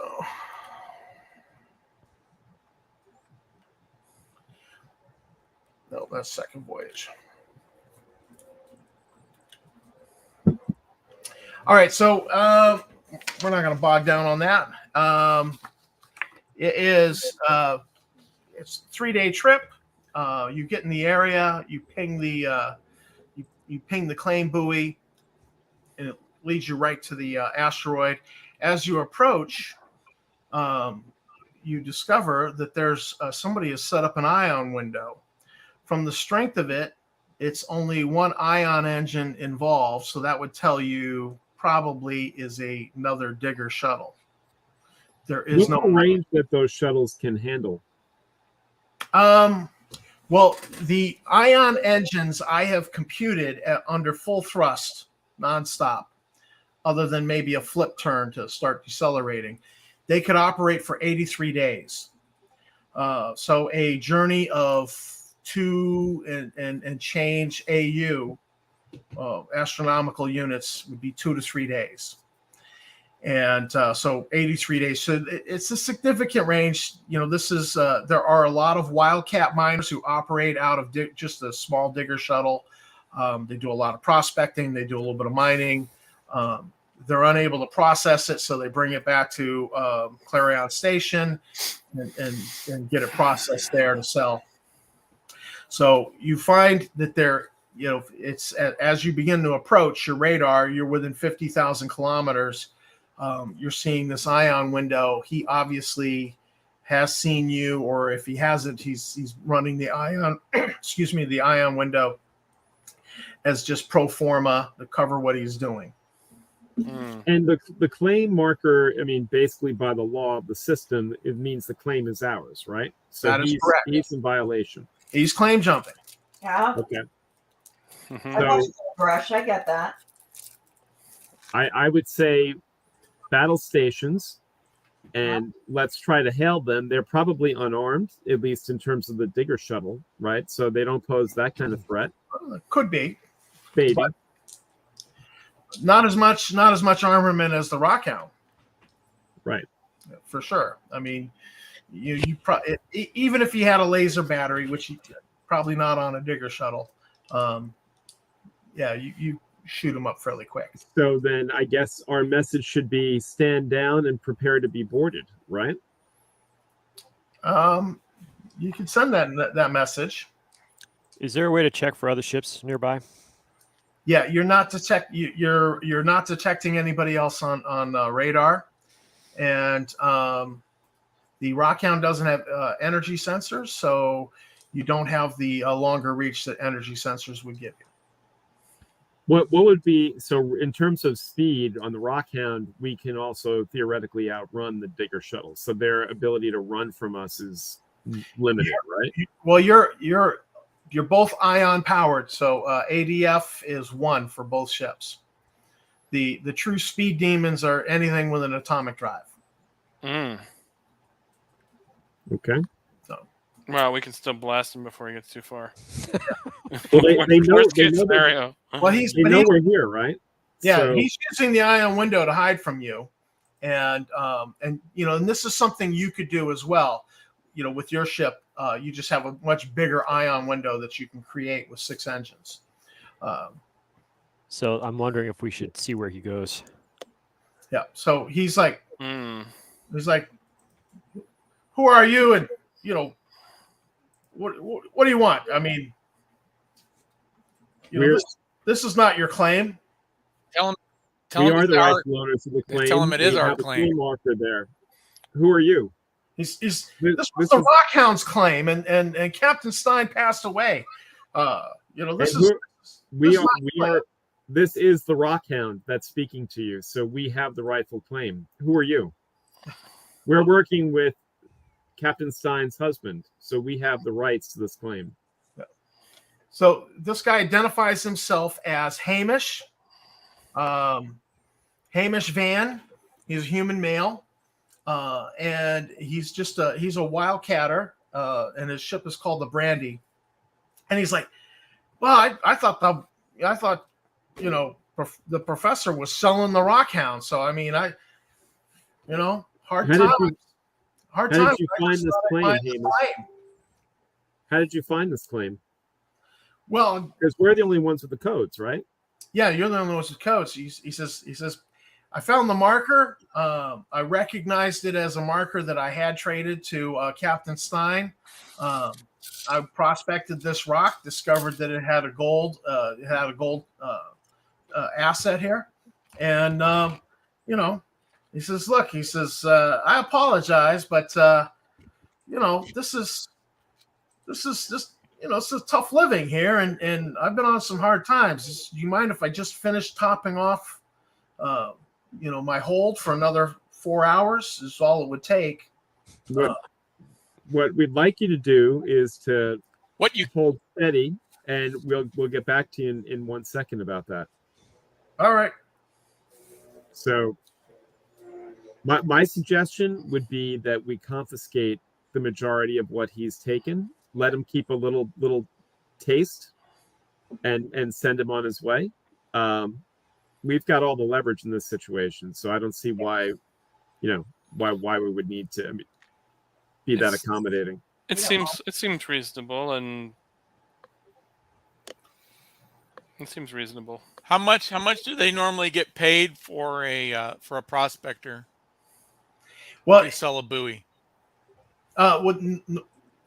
When they sell the claim, it's it's a negotiation. I mean, are you talking to him again? Nope. No, I'm asking you as GM. Yeah. So the claim is usually like 10% of what you would expect to sell. That's what I figured. Yeah. So how about we offer him to keep what he has? Keep 10%. No, hell no.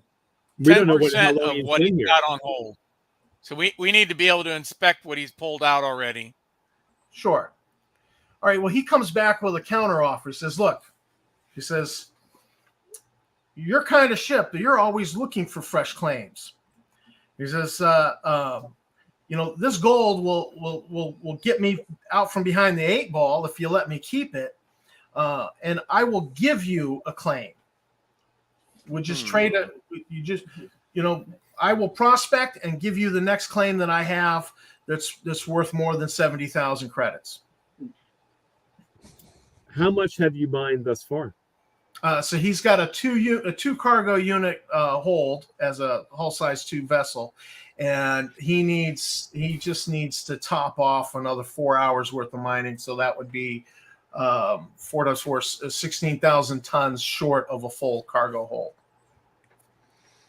What's Robbie think of this guy? Yeah, there's an inspiration from the cosmos that suggests we consult with Robbie. So does Robbie know this guy? Since he said he had former dealings with the captain. Robbie's like, oh yes, Captain Van. He's come to dinner 3 times. Excessive appetite though. The man likes to eat.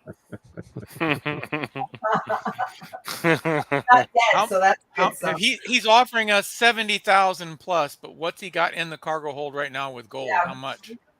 Well, it's 200 per unit if it's refined. He's got to sell it to the refinery at a loss, and he's just doing. Normally they do a lot of prospecting, but this was such a rich find that he figured he'd top off the cargo hold before going back to Planeron. A rough idea, how much? 2 cargo units would be 400. How much is it worth to him? 400. So that's what it's worth. It's worth that to us because we can do our own processing. So. Right. Yeah. Which is me. So I mean, what's your offer to him? I mean, he's not going to get 200,000 because it's unrefined. So can we look it over? Does he want poking around? You could expect his cargo hold. I mean, you do hold all the cards. So I mean, he's kind of a crotchety old. I mean, he's old. This is an old guy. He's a little crotchety, beard. He doesn't shave. You know, he looks like a old wildcat prospector, cliche from the Wild West. And so I just want to be clear. He has mined 2 cargo units of the gold. Almost two cargo units, but it's all unprocessed, so it's raw ore. I mean, he's not getting anywhere near the 200,000 credits. He'll be lucky to get 100,000 credits if you let him top it off. But you're saying 200,000. I thought it was I thought the gold's value was 200,000 per cargo unit. Right. So he'll get, so if you let him top it off, he'll get refined. But the value to us then is 400,000 because we can refine it, right? Right. Correct. So if he's offering us 70 grand, I say we take. You don't. Let's see with a.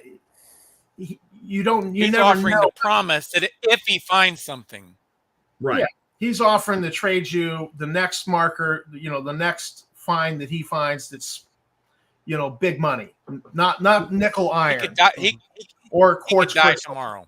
You know, or he could die tomorrow. But he's saying, look, you know, help a miner 49er out here.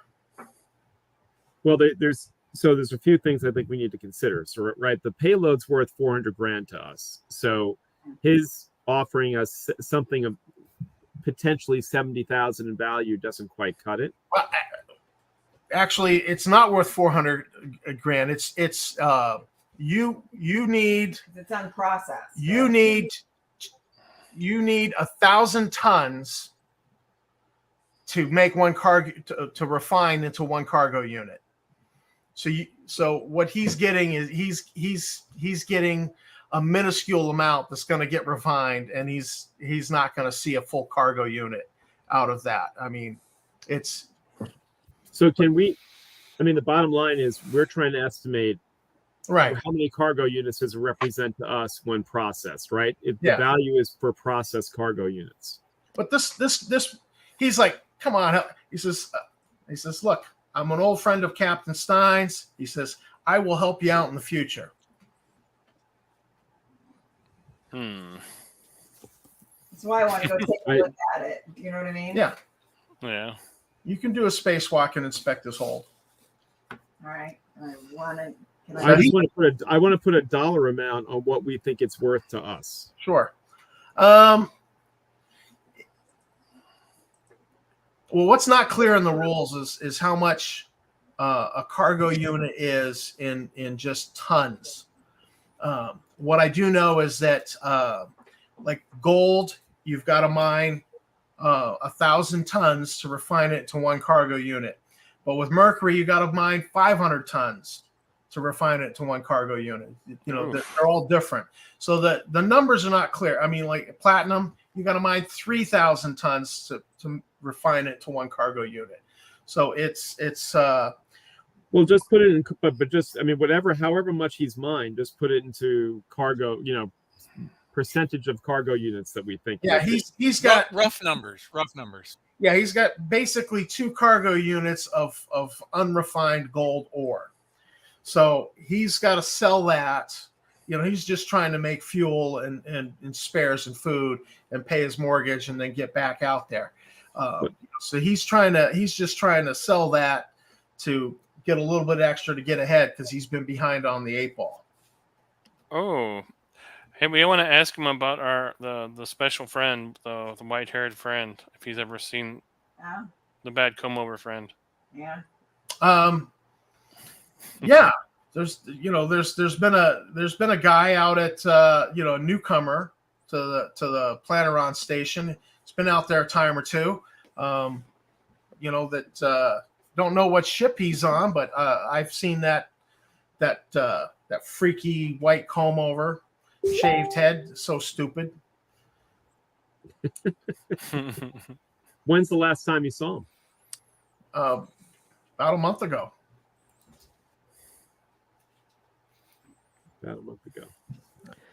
Starting to think we should just let this guy go. What? Yeah, I'm starting to like his offer a little bit. I think I'm getting the vibe that he may be useful.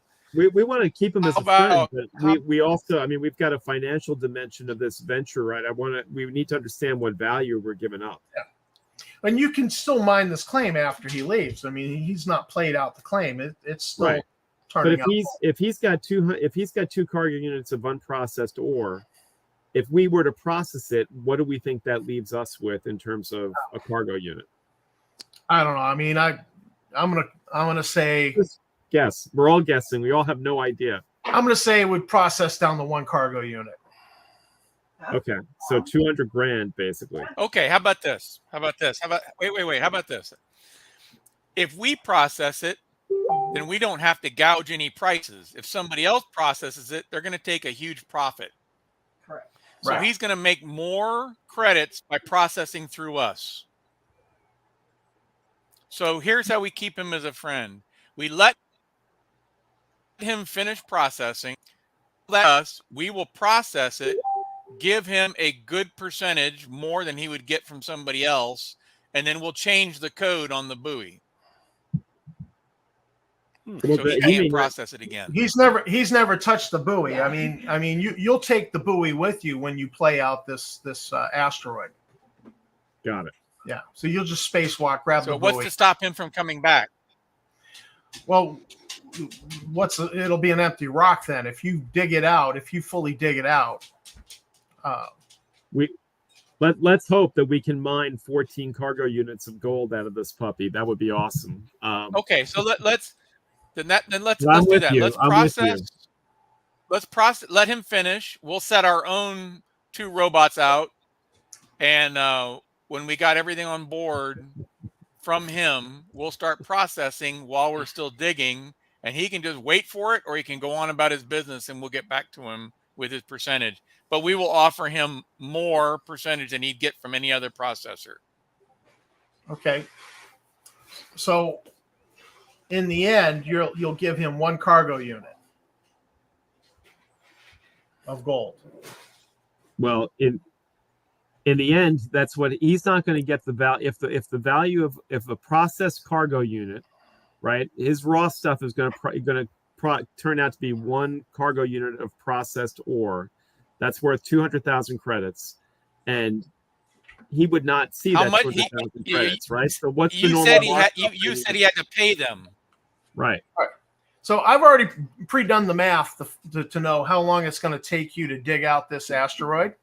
Oh, I see. So he's going to counter offer and say, all right, well, how about 2 shuttles is better than 1 shuttle digging this out. So how about I help you mine this asteroid, and then you give me 1 cargo unit of refined ore, because that'll save you time. Let us ponder that for a second. The other thing I was thinking, gang, is what if we gave him the code for the claim 5? So we would have somebody else that's out there searching for the possible location. That is not a bad idea, because we want to keep this guy. We want to keep this guy on our good side, and if he can help us save time by helping us locate that claim, if he's been prospecting for a while, he probably knows most of the claims by the back of his hand. Yeah. How do we keep him motivated though? Like, we want him to be loyal to us. Well, we would roll that in as part of this deal, so it's not going to cost him any more money. But when he finds that claim, he needs to let us know. We'll refine his next load of ore at no cost. So just to be clear here, so he's stealing from us right now. Correct. We're going to pay him to steal from us, and then we're going to give him the buoy that we want, that he knows that we want, and he's going to steal that too. Well, that's not going to get him anything, though, right? There's nothing to mine there. I don't think just because you can mine doesn't make you a good miner. I would say. Well, I think that's a bad deal overall. But as far as he takes issue with you saying that he's stealing from you, we're not saying this in front of. We're not saying this in front of him. Hey, but you are a claim jumper. This is not your claim, so therefore you're stealing the ore. But who knew the Rockhound would be back in business? It doesn't matter. It's still you're the stealing the property. ore. You're a claim jumper. But he could be useful. How many prospectors have you known to be killed for claim jumping? Plenty. But I know Captain Stein would rather I mine this than some other bozo, because we were friends. True, and she paid you. You're stealing from her husband and your buoy. So you've already been paid for this particular site. Oh no, he didn't sell this claim to her. He just happened along and found it. Well, I thought you said he could, but he will prospect and he will sell claims to other mining ships. How do we know that you're friends with her? What do you know about her? Well, Robbie knows that I'm friends with her. She's had me to dinner several times. Why would she happen to? Well, because people have friends. I mean, we don't have any friends. We don't have anybody over for dinner. So there is the value, though, to having him help us dig out that asteroid, right? 2 shuttles are better than 1. Yeah. And the risk that we're running is that the old crew with the old digger shuttle is out there digging up the other claims. That's correct. So we want to do some loss minimization of that too, right? So I think this is not a bad deal to drive it through. But I do think it would be helpful it is a risk, so it's up to the group, but I do think it would be helpful for us to have another set of ears out there listening for that other beacon. So what offer do you want? In the meantime, we've got some work to do. So let's let him finish up. We'll set our 2 robots at it, and then we'll transfer all of the ore that he's got now onto our ship and start processing. And then we will negotiate in the end for a percentage for him. But not knowing how much is left on the rock, you may have just taken all of it. So, but there may be a lot more. So your percentage could be much higher. So let's consider an equal share percentage for you to work on it, and we'll deal with the fine numbers later once we see what the ore turns out to be. All right, so I like that. So we're trusting you, so you have to trust us. All right. So and by an equal share, what we're saying is he's gonna. So right now we've got 7 shares, right? Our shares plus the 2 for. I don't know if you want to cut him in for an equal share. Well, not well, quite. That's what I want to be clear about. Share. That's what I want to be clear about. That when you're saying we're going to cut him in for a share, I would just throw the dog a bone and give him a cargo unit, and right? See you around. I think what we ought to say to him is there's only 1 cargo unit out of the rock. We're just right. Well, that we don't know. But if there's 14 cargo units, well then one is a good one. That's what I'm saying. Sure. So we give him a percentage, basically. All right. So 10% or whatever it ends up being. 10% of what you find. Yeah, or whatever it ends up being. Yeah, whatever's 10% of nothing. All right. So he tries negotiating for 20. He tries. We will give him I said that's claim jumper math. So what we're offering is legitimate 10%. All right. I guess I got to take it. All right. I suddenly am motivated to look out the porthole and make sure that there's no Sathar destroyers dropping out of light speed. Just be on the safe side. All right. So now I got to actually redo some math here. So there are a total between what he has and what you guys mine with him, the total of 3,000 tons of gold ore, which will process into 3 cargo units. So that would be 3,000 divided by 16.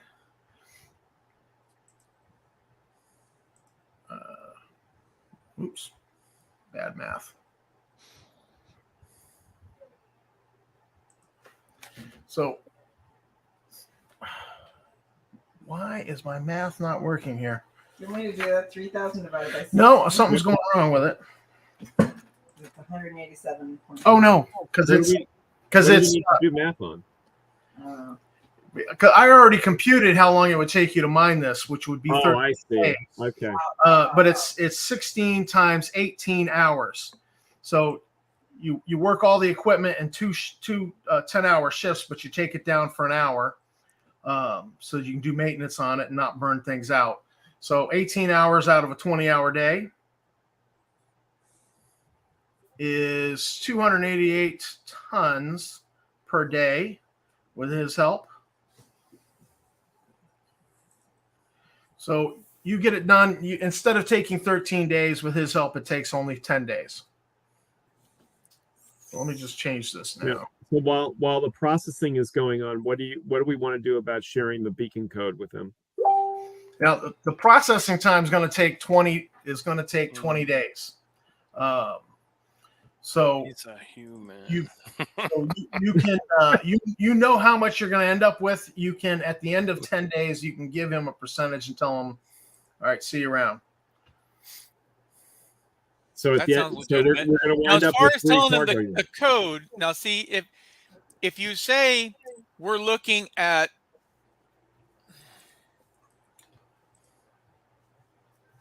if you give him the code and then And he finds he it. gets caught by pirates, if you give him the code and he can't pay his bills, if you give him the code and he's just a sneaky bastard, we've lost a whole nother thing. But if you tell him that we're looking for something and here's a partial code, right? Or Would the partial codes work? I'm sorry, which codes work? Is there a way around us giving him the full code that he could detect? Like an beacon? identifier of the buoy and then the code. Yeah, well, if you give him the code that activates the buoy activates it, leads him to a location. And man, a portable airlock mounted on the side of an asteroid is just curiosity going to kill the cat, I would think. So I wouldn't give it to him, dude. He's a claim jumper.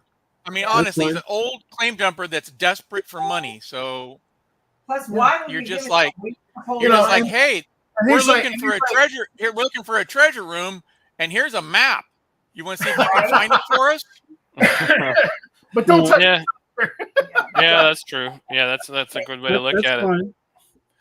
I would trust that he kind of has a sense of what he's getting in over his head, right? I mean, he's proven that he's wily enough to know that nobody was going to come looking for this claim, or presumably. If he saw an airlock, a base, I don't know if I'd go as a one-man operation to try and take that over. He also knows everybody, and he can say, you know what? Slimy Sid will give me 100,000 credits if I give him a cool thing like this. It's definitely a risk. So I'm cool with not doing it. Trust this guy. Yeah. So let's not. Yeah, Just do. I got to take the bio break now. I'll be right back. All right. So how much do you want to actually give him? Maybe we can just ask him. Maybe we can just ask him if he's familiar with any of the other claims that the Rockhound claim had. Yes. He's not familiar with them. He just happened to find this while prospecting, and he thought, I know she died. She'd rather I have it than some other buffoon. Well, since you've had dinner over here a few times, what can you tell us about the other crew members? Well, some of them were good, some of them were not. I mean, there was that one guy, we'll say his name was Jim, that was always causing trouble. But was Captain Stein that I was friends with. We got to figure out who's got Jim's quarters now. Right? Check that room. Right? Honestly. So to the matter at hand about how much we give him, right? He originally had said throughout the number 70 grand, right? I say give him a half of a cargo unit, which is 100 grand of value, and send him on his way. What do you think? Right. And he's like, and I'll still get you another claim because it's a big ship like this. He says, I know I was in the wrong, but you know, you guys have been solid with me. I'll still get you a claim when I see you next. We appreciate it. It'll save you prospecting. Looking forward to it. All right. So that's 2.5 cargo units in your hold. And so you're still processing while you move to the next claim. Which claim do you want to go to next? My vote would be for the platinum and mercury because that had the next highest value. Yeah, that sounds good. Okay. So that's a day's journey. So we're now, what did I say the journey out here was? 3? So we're up to 4? I thought you said 2. I thought it was 2. Yeah, All right, it's 2. so we're up to 3 days journey. Yeah, because I would just keep track of days journey, and then the replenishment of fuel gets much simpler for me. I've already pre-done the math, just so we don't waste time on math. So you get out there. The asteroid has its claim marker 3. It's not been touched. You recover the claim marker. And it has 2 assets. You've got mercury and you've got platinum. Which do you want to mine first? The platinum. Platinum. All right. So platinum is you've got to mine 3,000 tons to make a cargo unit, and it's going to take 27 days. Oh, for the love. To process 1 cargo unit. It's going to be slow going. Nah. So FML. We're not doing that. Sorry. What? We don't have time. There's a dice roll for how long it takes to process. Wow. And so it could be low or it could be high. And it's a little high for the platinum. We'll just say that. So well, we want to tap this puppy out entirely, right? So it doesn't really matter. So, all told, you will. Yeah. So you will clean this out. You will mine 30,000 tons of platinum ore, and that'll take you 138 days. Oh my goodness. Okay? Oh wow. That's 30,000 tons of raw ore. Raw ore. Okay. 27 days to process 1 cargo unit, so it's 270 days. But you're mining. There's overlap, there. So, you can. Well, that'll actually get you 10 cargo units. That'll give you 12.5. We're talking. You're going to be at this for months, sitting on this one spot. Working in shifts because you want that shuttle going. You got to take them down for an hour a day just to do maintenance and so on and shift change. But so there's 10 cargo. There's 10. Essentially 10 cargo units before that mine plays out of platinum. So and then you can switch to mining just enough mercury to refine on the trip back as well. So I can compute that, and then we can do the voyage back to Planeron Station, because Planeron Station has an exchange where they hook up freighters with ships like yourself that have refined your own ore, and so you can just sell it. There's a roll the dice. Although gold should sell fast because it's a high value cargo. So Tom, just so I'm straight, so we've got 2.5 cargo units of gold, we've got 10 of platinum, And then we would have mined an additional 1.5 cargo units of mercury. Yes. So Okay. you would only have and you would only have to mine 750 tons of mercury ore, which Okay. and it's only 11. So it's only 11 days per cargo unit there. So you get that refined fairly quickly. And then you would have an active claim going for mercury. So you'd actually have to leave the marker here, the claim marker here, to protect your claim of mercury. And, it could be the first stop when you come back to mine out whatever's left of it. And so in terms of raw value, by my calculations, we have 1,360,000 credits worth of ore in our processed ore. Yes, I just gotta renumber crunch some of the time, because you went about, you didn't go to claim marker 1. Nope. Right. Which is where I thought you were going to go first. Gotta go big or go home, right? That's right.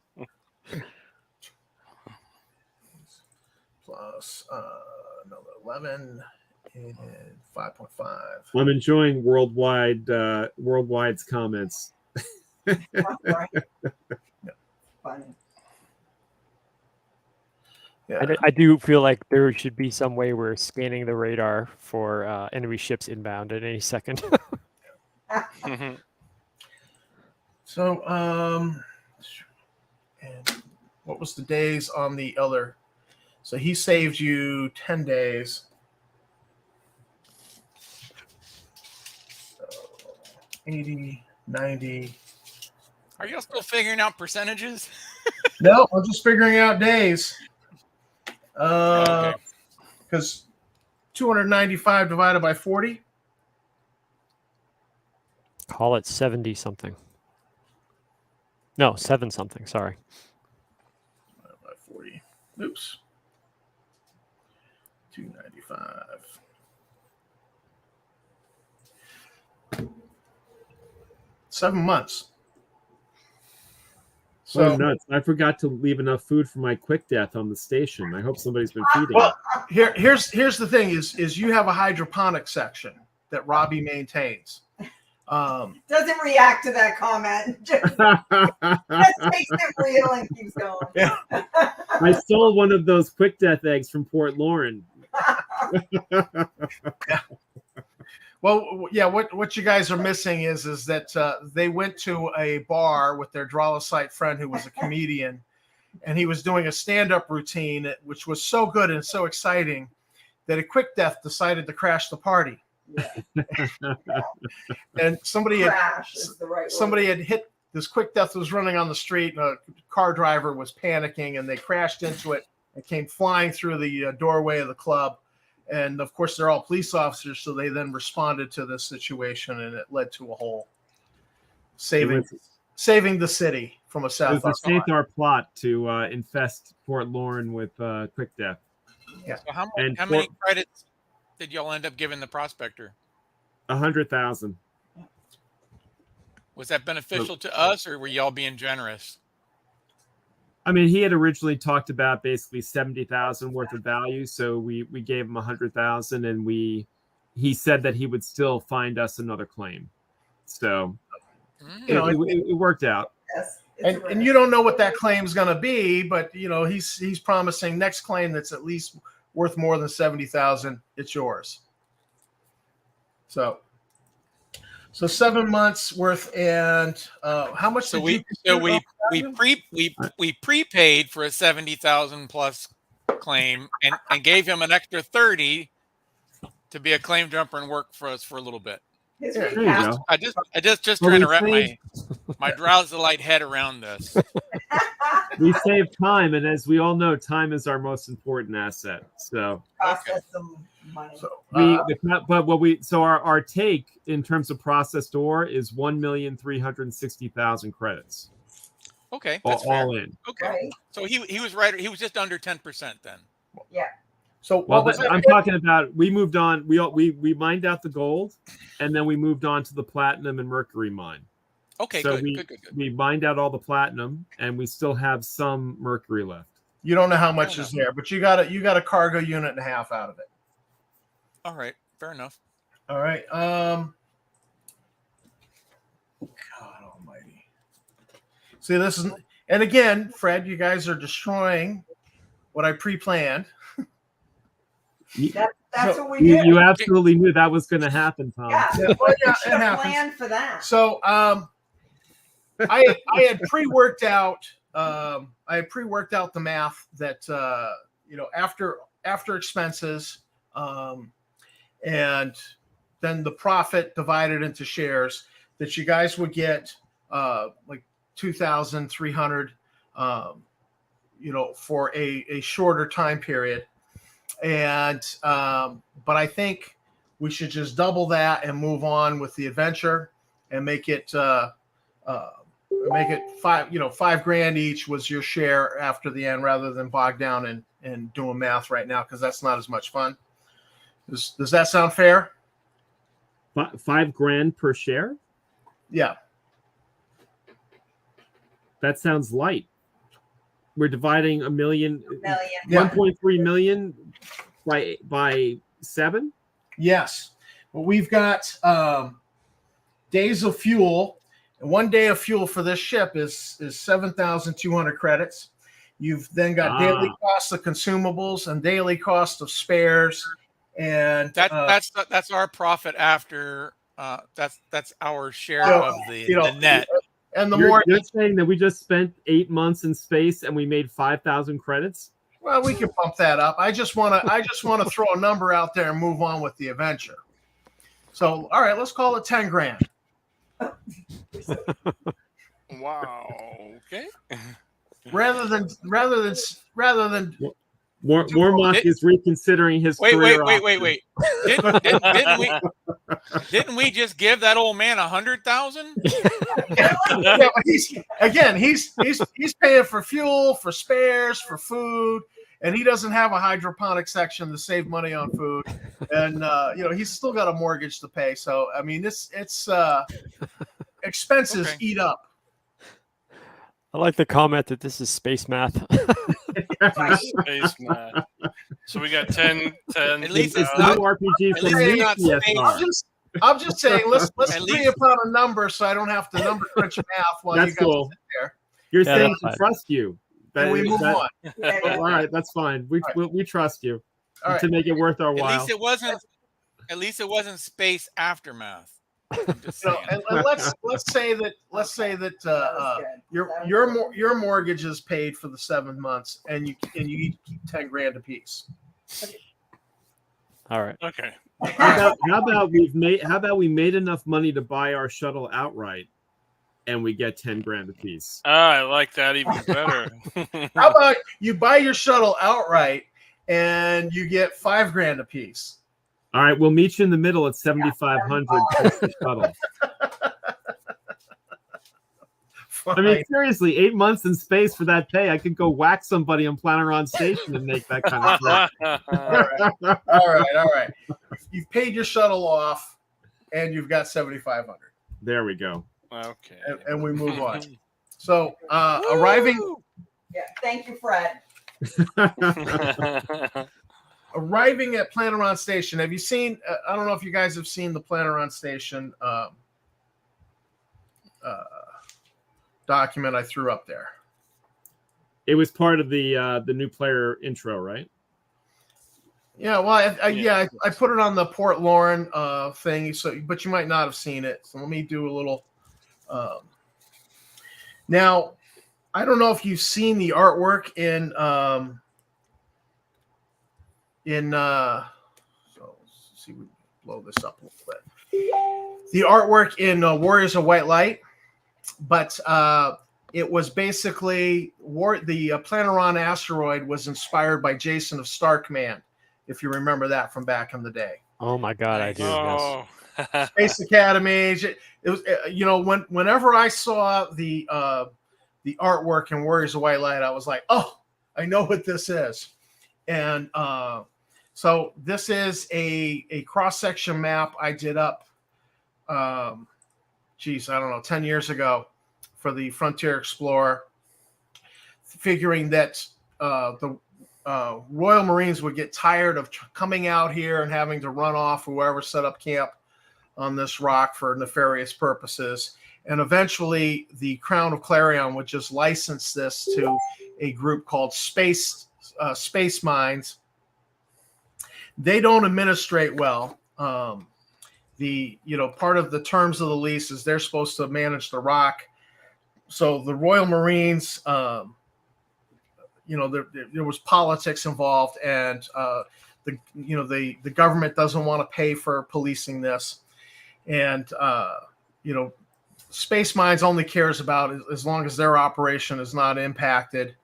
But Starlaw has posted a marshal out here, and then Space Mines went, "Oh, good, we don't have to do any police work," which pissed off the Starlaw marshal. So he just limits himself to the classic Starlaw mandate, which is interstellar criminals and Sathar agents, and he'll report smuggling if he becomes aware of smuggling to the Royal Marines.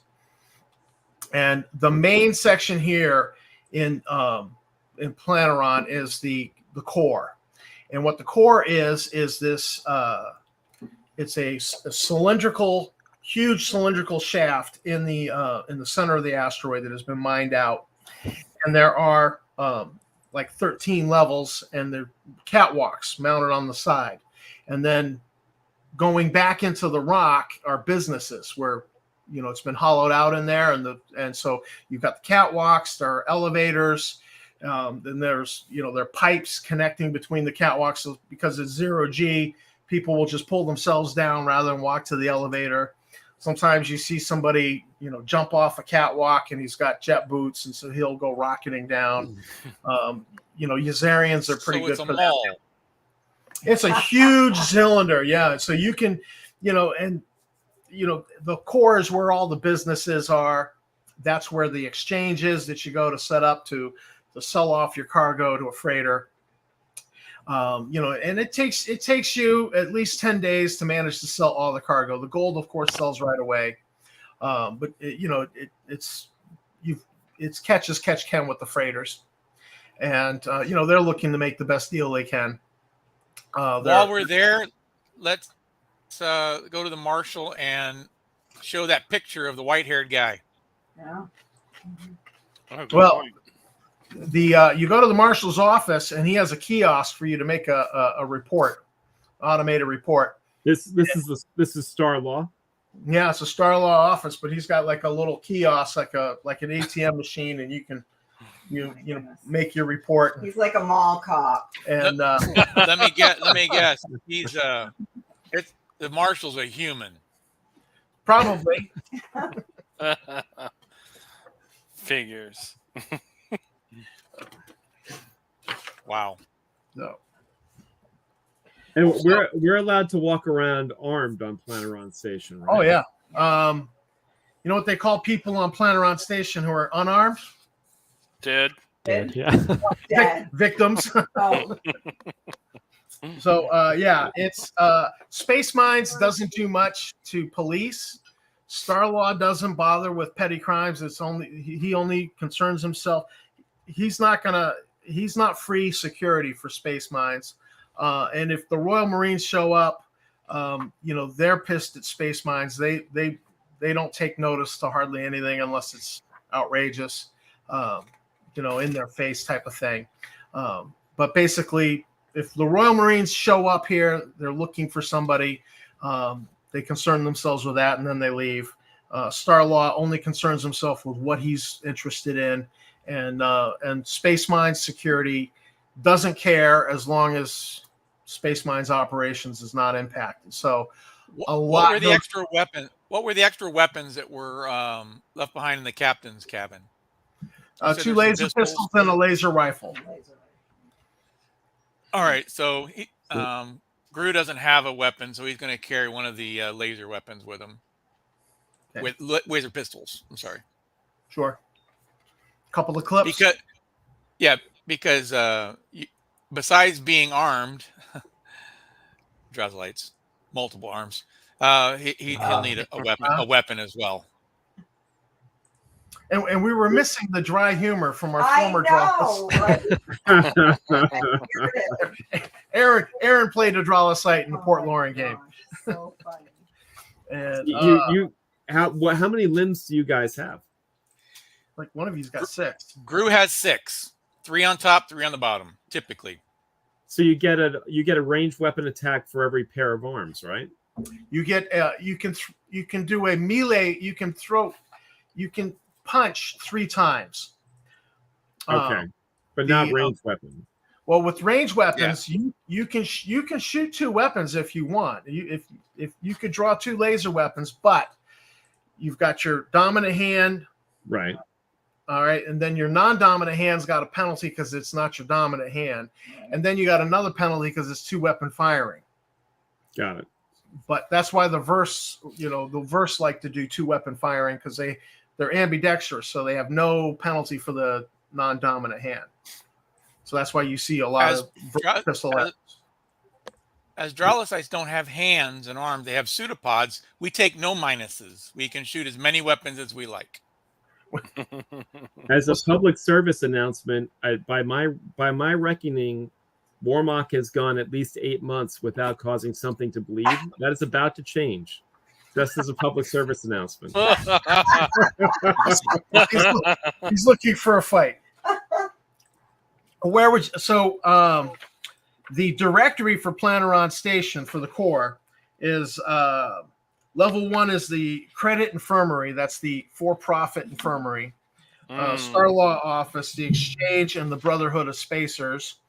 Level 2 is restaurants. Level 3 is Planeron Provisions and Sammy's Stores. Provisions would be where you're getting a lot of your replacement food and protein stuff. Sammy's Spares, he sells spares for ships, for robots. You needed to replenish both of those. There's more restaurants and bars on levels 4 to 6. There are stores, as in storage areas, on levels 7 through 10. There's rentable stalls and storefronts on levels 11 through 12. And then, levels 7 through 10 was like malls, regular stores, not storage. And then level 13 is rentable storage. So do you have anything of particular interest in the core plan? Can we put a soft ad out for that we have a digger available for sale? You could try selling that at Sammy's Stores. That would be.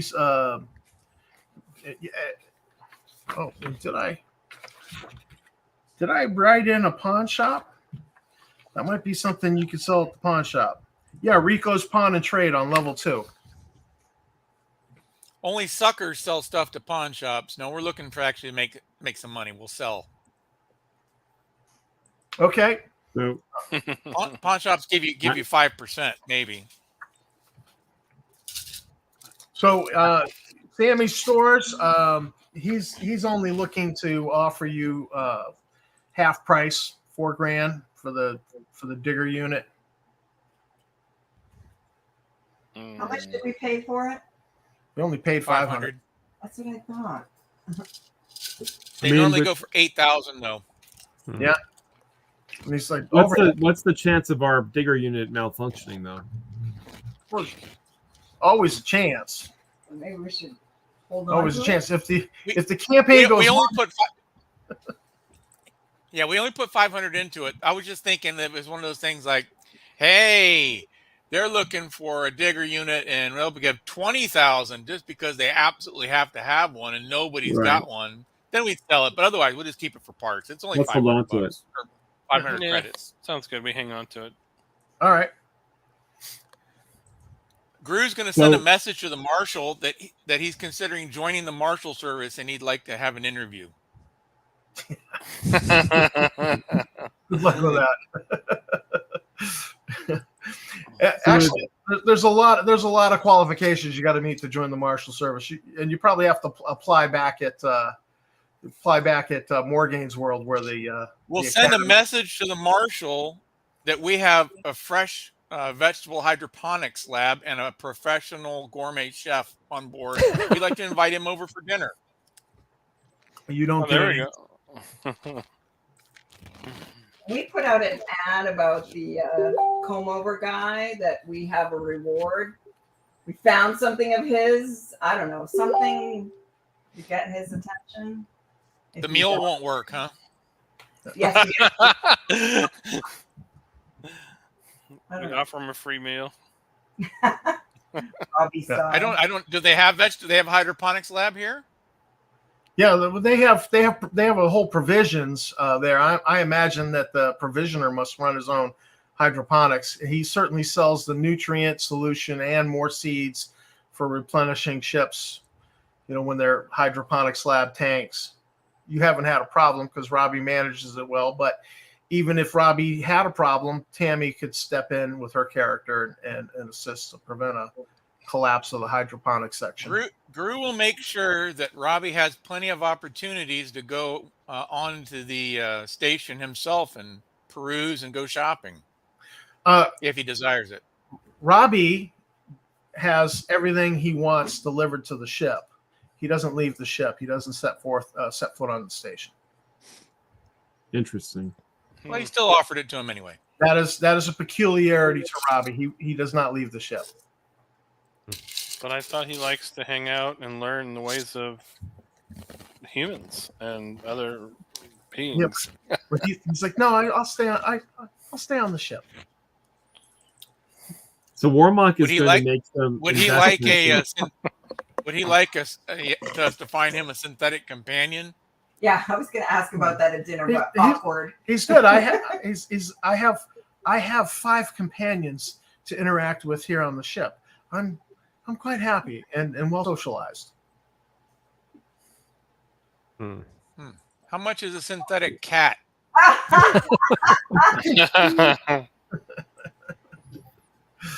So yeah, he just doesn't seem to be interested in leaving the ship, or yeah, that's weird. Other than ordering some spares, some specialized parts.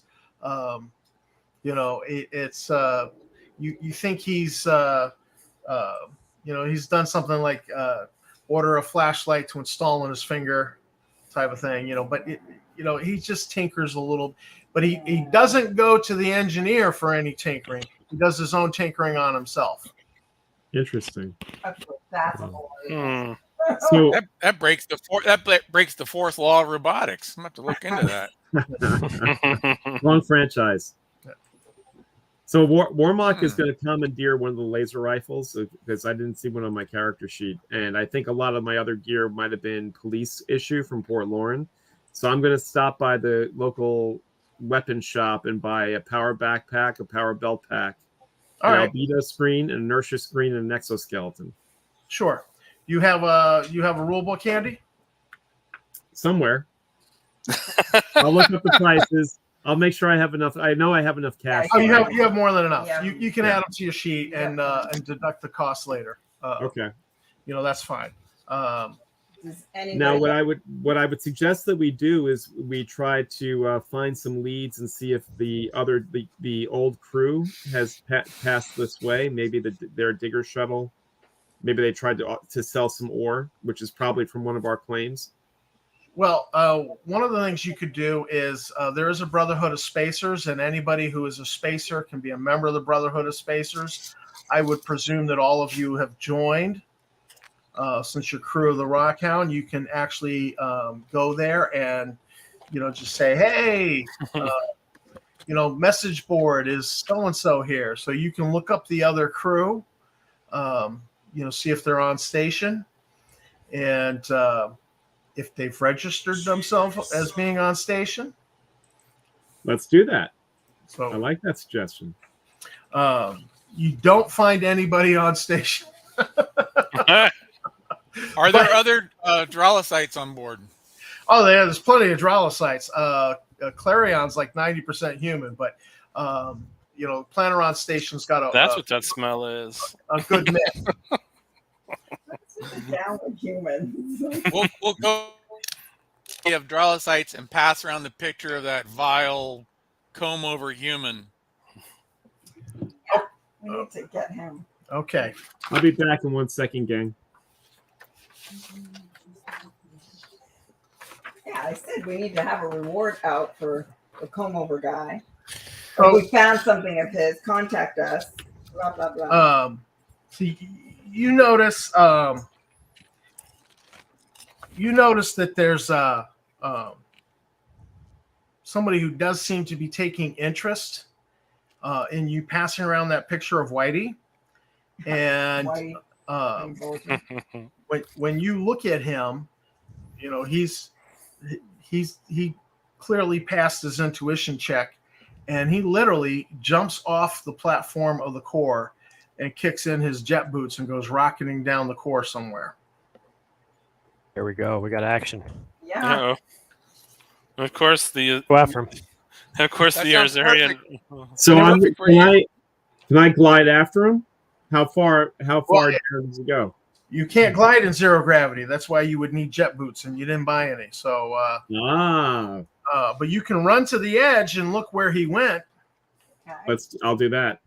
Could we do the fastball special and throw him, and then he could maneuver with his wings? I think you would get more traction pulling yourself down a pole. Okay, fair enough. You know, the catwalks are all supported, by gantry pole structure. So, oh my God. What level did I say the bars were on? You said the bars are on 4 there to we- 6. There we The go. level that we're on right now. Well, you were just at the Brotherhood of Spacers on level 1. So he went rocketing down to level 5. There's And no elevator. so yeah, Where's the I elevator? assume most of you take the elevator, and the aggressive Warmock takes a pipe, pulls himself down the pipe hand over hand. Absolutely. Aggressive warm-up, I wrote So you that. get down to that level. There's there are 3. There seem to be 3 bars on this level. You don't know which one he went into. Well, let's split up. Wait, when you said zero Well- gravity, though, right? So wouldn't it be hard for him to slide down the pole if it's zero gravity? I'm pulling myself down the pole. You There can you go go. ahead and push down the pole, just pulling yourself hand over hand in 0G. There you go. So when you get there, and I assume that most of you are using Velcro booties, mag boots Definitely. for Is water. the station carpeted? No, the station has metal plates and a strip of Velcro. So it's because it's all 0G, and they've got to rotate personnel out. So because of the bone loss and muscle loss, and there's a healthy gym. There's a healthy workout space as well. And I assume that you guys have all been working out, on the Rockhound and in the small little gym there in the rec room. But there are basically 3 bars here. Waypoint's a general spacers bar. It has a warbot for a bouncer. Tuvos is a little less reputable. And then there's Footwall's Folly, and it caters to wildcats and independent miners. Corporate crews are frowned upon in this bar. So we're not corporate, not so much. So I think we need to hit one of the probably each one of these one at a time, right? In case there's a gang in there. If that's What do your you plan. think? So leave one person outside to be a lookout, and then the rest go in. So you go Drew in. will be the lookout. All right, Gru's the lookout. And are you guys ordering a drink? One of us is. I'm gonna stand by. I'm gonna scan the room. Is there a back entrance? Yeah. Well, which bar are we going in? The first one? We're going in the well, I think we should go in the independent one since that might be the loosest of the group. What do you think? Oh, the Wildcats and independent miners. Right. So yeah, there are there's a little hallway with uni species bathroom, and then there's back area to the bar. There's doesn't seem to be a kitchen, so they're not serving food here, but they are serving drinks, and there are a couple of different groups of people getting liquid refreshment out of squeeze bulbs. And a couple of people at the bar. You don't see the guy in here. I'm going to go up to the bar and order a drink. Who's staying at the front? I'm going to go to the back and inspect the back. Go to the bathrooms. Yep. I'll kind Is of there like a door out? Is there a back door out, or? Well, you would have to be going through the back section of the bar, like behind the bar where, maybe the proprietor might object to you going back there. Gotcha. Okay. All right. So then, yeah, I'm gonna head back towards the bathrooms. Okay. You don't find anybody in the bathrooms, and but at the bar, there's a guy bragging about. There's a guy bragging about them smuggling arms in for the Liberation Front terrorists, and he's talking about an asteroid with an airlock, and as he's bragging, one of the other patrons bumps into him and then heads for the door, and shortly afterwards, this guy grabs his heart like he's having a heart attack and falls to the floor. No. Oh. Without ordering whatever he had to drink. Can we chase after the guy that bumped into him? Yeah. Let's chase him. Let's get him. Well, all of a sudden, he goes invisible. All right. I'm going to draw my electro stunner and shoot in the direction that he was last At seen. the door? Yep. All right, go right ahead. Let's get him. All right, let's see. I got your back. Minus 20. I got a 50. And we're going to add 20 to that for 70. I don't think that's a hit. I'm gonna swing my sword in that general direction where he was at too. I want to my electric sword. All right. So, let's see. Let's see. So I got what? That's half my dexterity, right? One half dex.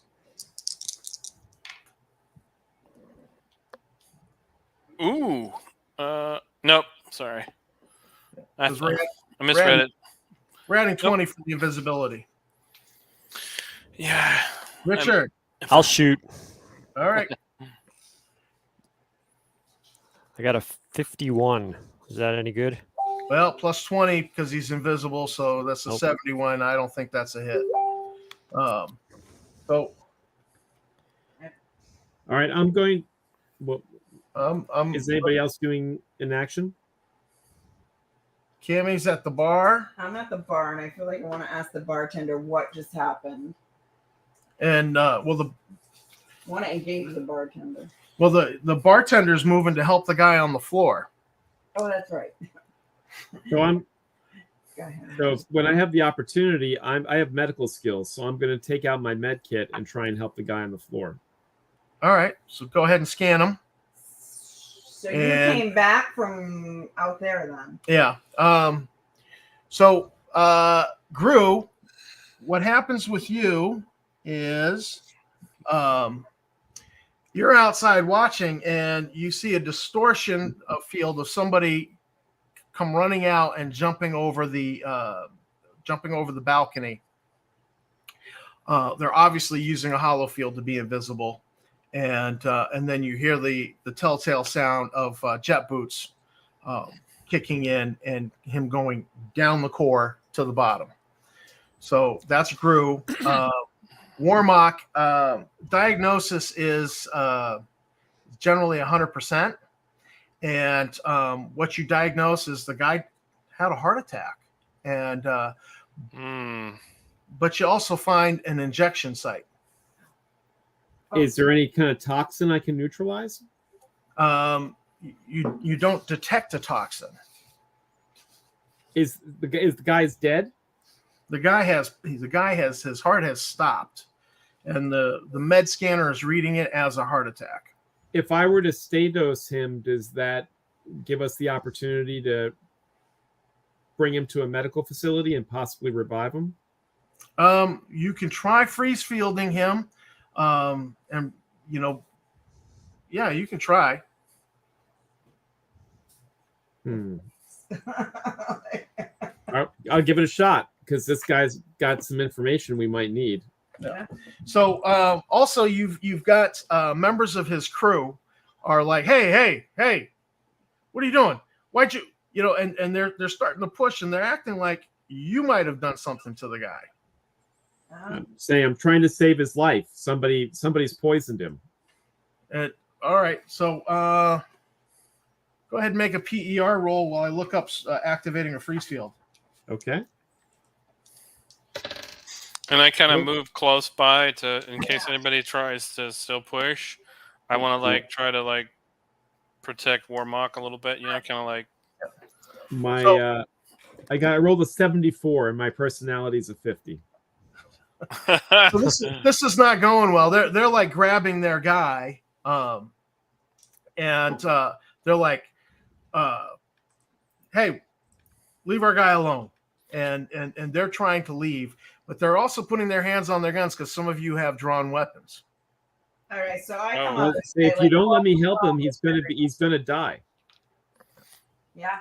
Yeah, and I say, hey, please, let us try to help your friend. Let us try to help. What's it to you? Why do you care? I mean, what are you guys? Some kind of goody two shoes? We're fellow spacers, and we're looking for the guy that did this. If he might be able to help us find him.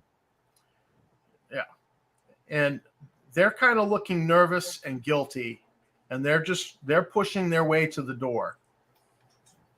We let them get to the door, but. And they're taking their crewmen and they're heading out. Are you going to follow them? At a distance, maybe. Yeah, we'll follow them. Yeah. All right. So, I mean, they're literally like going straight to the hangar, straight to their ship. And when you get to the hangar, you see that they get on board a hull size 2 thruster class privateer. Power up. Let's follow them. Is it a digger shuttle? No, it's a hull size 2. It's the same. It's the same style of ship that you saw at the airlock. Safe. Yeah. So. Oh wow. So they're they're wasting no time about leaving. So they put the throttle on and it's an atomic drive and they're leaving the hangar bay. Is our ship here? Well, I assume you came in the shuttle. Yeah. So okay, but you're in a ADF-1 shuttle, and they've got an ADF-4. Okay, so we're slow. So yeah, they're going. We do the Jedi trick of throwing a homing beacon on it. Wrong franchise. Well, that only works for about 20 minutes or so. As the ship's leaving the station, all of a sudden it blows up. Oh, ship does? Yeah, that thruster class ship blows up. Because you got to remember, the captain of that ship was just running his mouth, bragging about smuggling to an asteroid. I was going to buy him a drink and keep him talking. And suddenly he has a heart attack, and the crew gets nervous, and they leave, and then their ship blows up. We check for scavengeable parts. Hey, there's some extra weapons laying around that they left behind. So this obviously draws the attention of Space Mines and the Starlaw Marshal. This becomes a big topic of conversation on the station. Everybody's talking about it because this is not the kind of thing that happens. So this stirs up the whole hornet's nest. And you're still like fresh into that like whole 10 days you need to spend here selling things. So it's you've got other things you can do now. I mean, you can try talking to the Starlaw Marshal. I mean, what is it you would like to do at this point? Well, I have a quick question. So we said Robbie stayed with the ship. So is he with the Rockhound off the station, or is he at the bigger shuttle? Oh, he's with the Rockhound. He doesn't leave. There's no way that we know of. Is there any way that we can think of that he could have gotten from the Rockhound into the station? He could have taken a launch. The Rockhound has a launch, but this is not a ship with engines. This is a ship that with compressed air, just for you to go from one ship to another. It's not a shuttle. But he would have had a dock in this hangar then. Right. And he is not. Okay, so we scan around. So, I mean, if we're suspecting Robbie of being part of this conspiracy, if he was the hollow guy, the odds are doesn't look like he is, because how would he have gotten from the ship to the station? So the Star Law Marshal is there. And from what we know, he's only interested in interstellar criminals, right? So something that's happening in system with gun running is probably not of his concern. Well, it's his concern if he chooses to make it his concern. He's interested in interstellar criminals, gun running from out system. It would probably be more something he would report to the Royal Marines. And there's a Royal Marine station here too. No, the Royal Marines don't post people here. Originally they were policing the Rock, but it was a problem in Parliament, and so part of the deal was look, we could save money. Let's license this, and so one party was pushing to license it, and now it's just turned into this. Space Mines has a 100-year lease, and it's just a fiasco, and it's gotten worse there. It's not gotten better. But I'm gonna point out that we're now 11 o'clock, and I'm gonna suggest we pick this up again maybe next Friday if that works for everybody. Because next Friday, next Friday, or even 2 weeks from now, I don't know. It'd have to be 2, because every other Friday we have Star yeah, Trek. John and I are in a Star Trek game. All right. Yeah, so. That works. That's fine for me. That's cool. All right. I think this would be a good point to wrap it up. You can think about questions. I will certainly answer questions in IM. It gives me a little more time to think about it. I don't have to think on my feet, and we can pick this up. And I think we can wrap this adventure up in one more session. Awesome. Cool. Sounds good. Cool.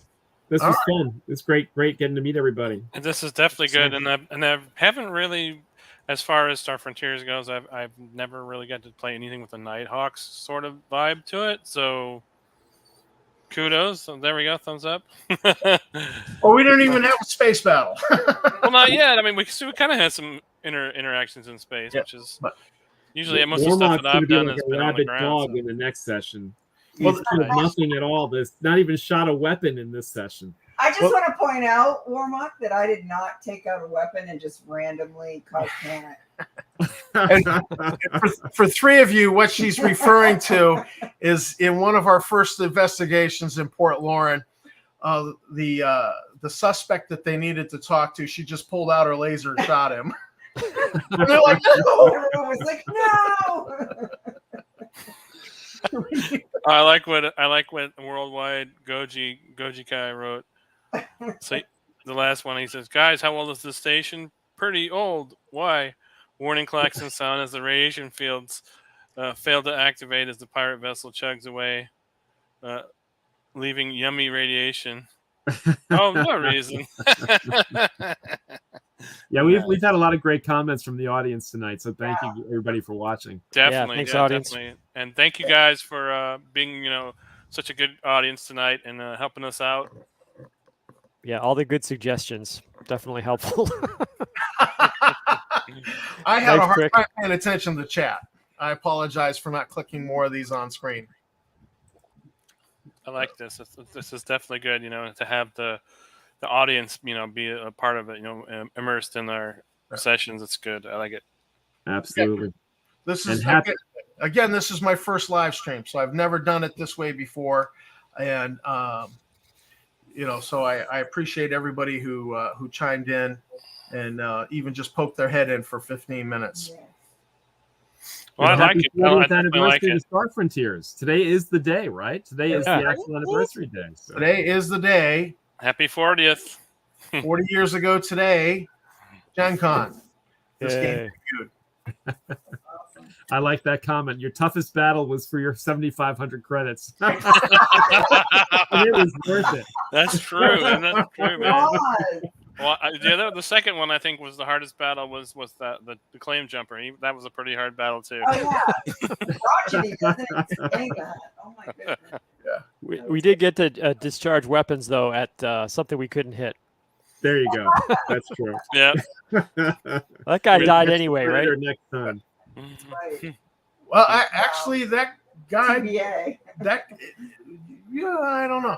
Oh, we don't know. Okay. I don't know. Up to you to decide what happened to that guy, but he rocketed down the core to the bottom level, and then presumably did what he did. Of the spacers. Yeah. So, I think all right. I think we'll be seeing that guy more in the future. That's what I think. I will set up another live stream for 2 weeks from now, 8:00 Eastern. Yeah. Sounds great. All right. See you guys then. Thanks for playing. Thanks, All right. everybody. Have a good one. Thank you, guys. Thank you for all the hard work, all the preparation that went into this. Definitely. Yeah, It was thanks, awesome. Thank you, Tom, for this. This is My good. pleasure. Thanks for doing all that math that you couldn't apply to the game. I can redo the math now. Slow time. That's okay. I'm just not one of these astronomers who does math in their head. Stupid human. With this crew, less planning might be better.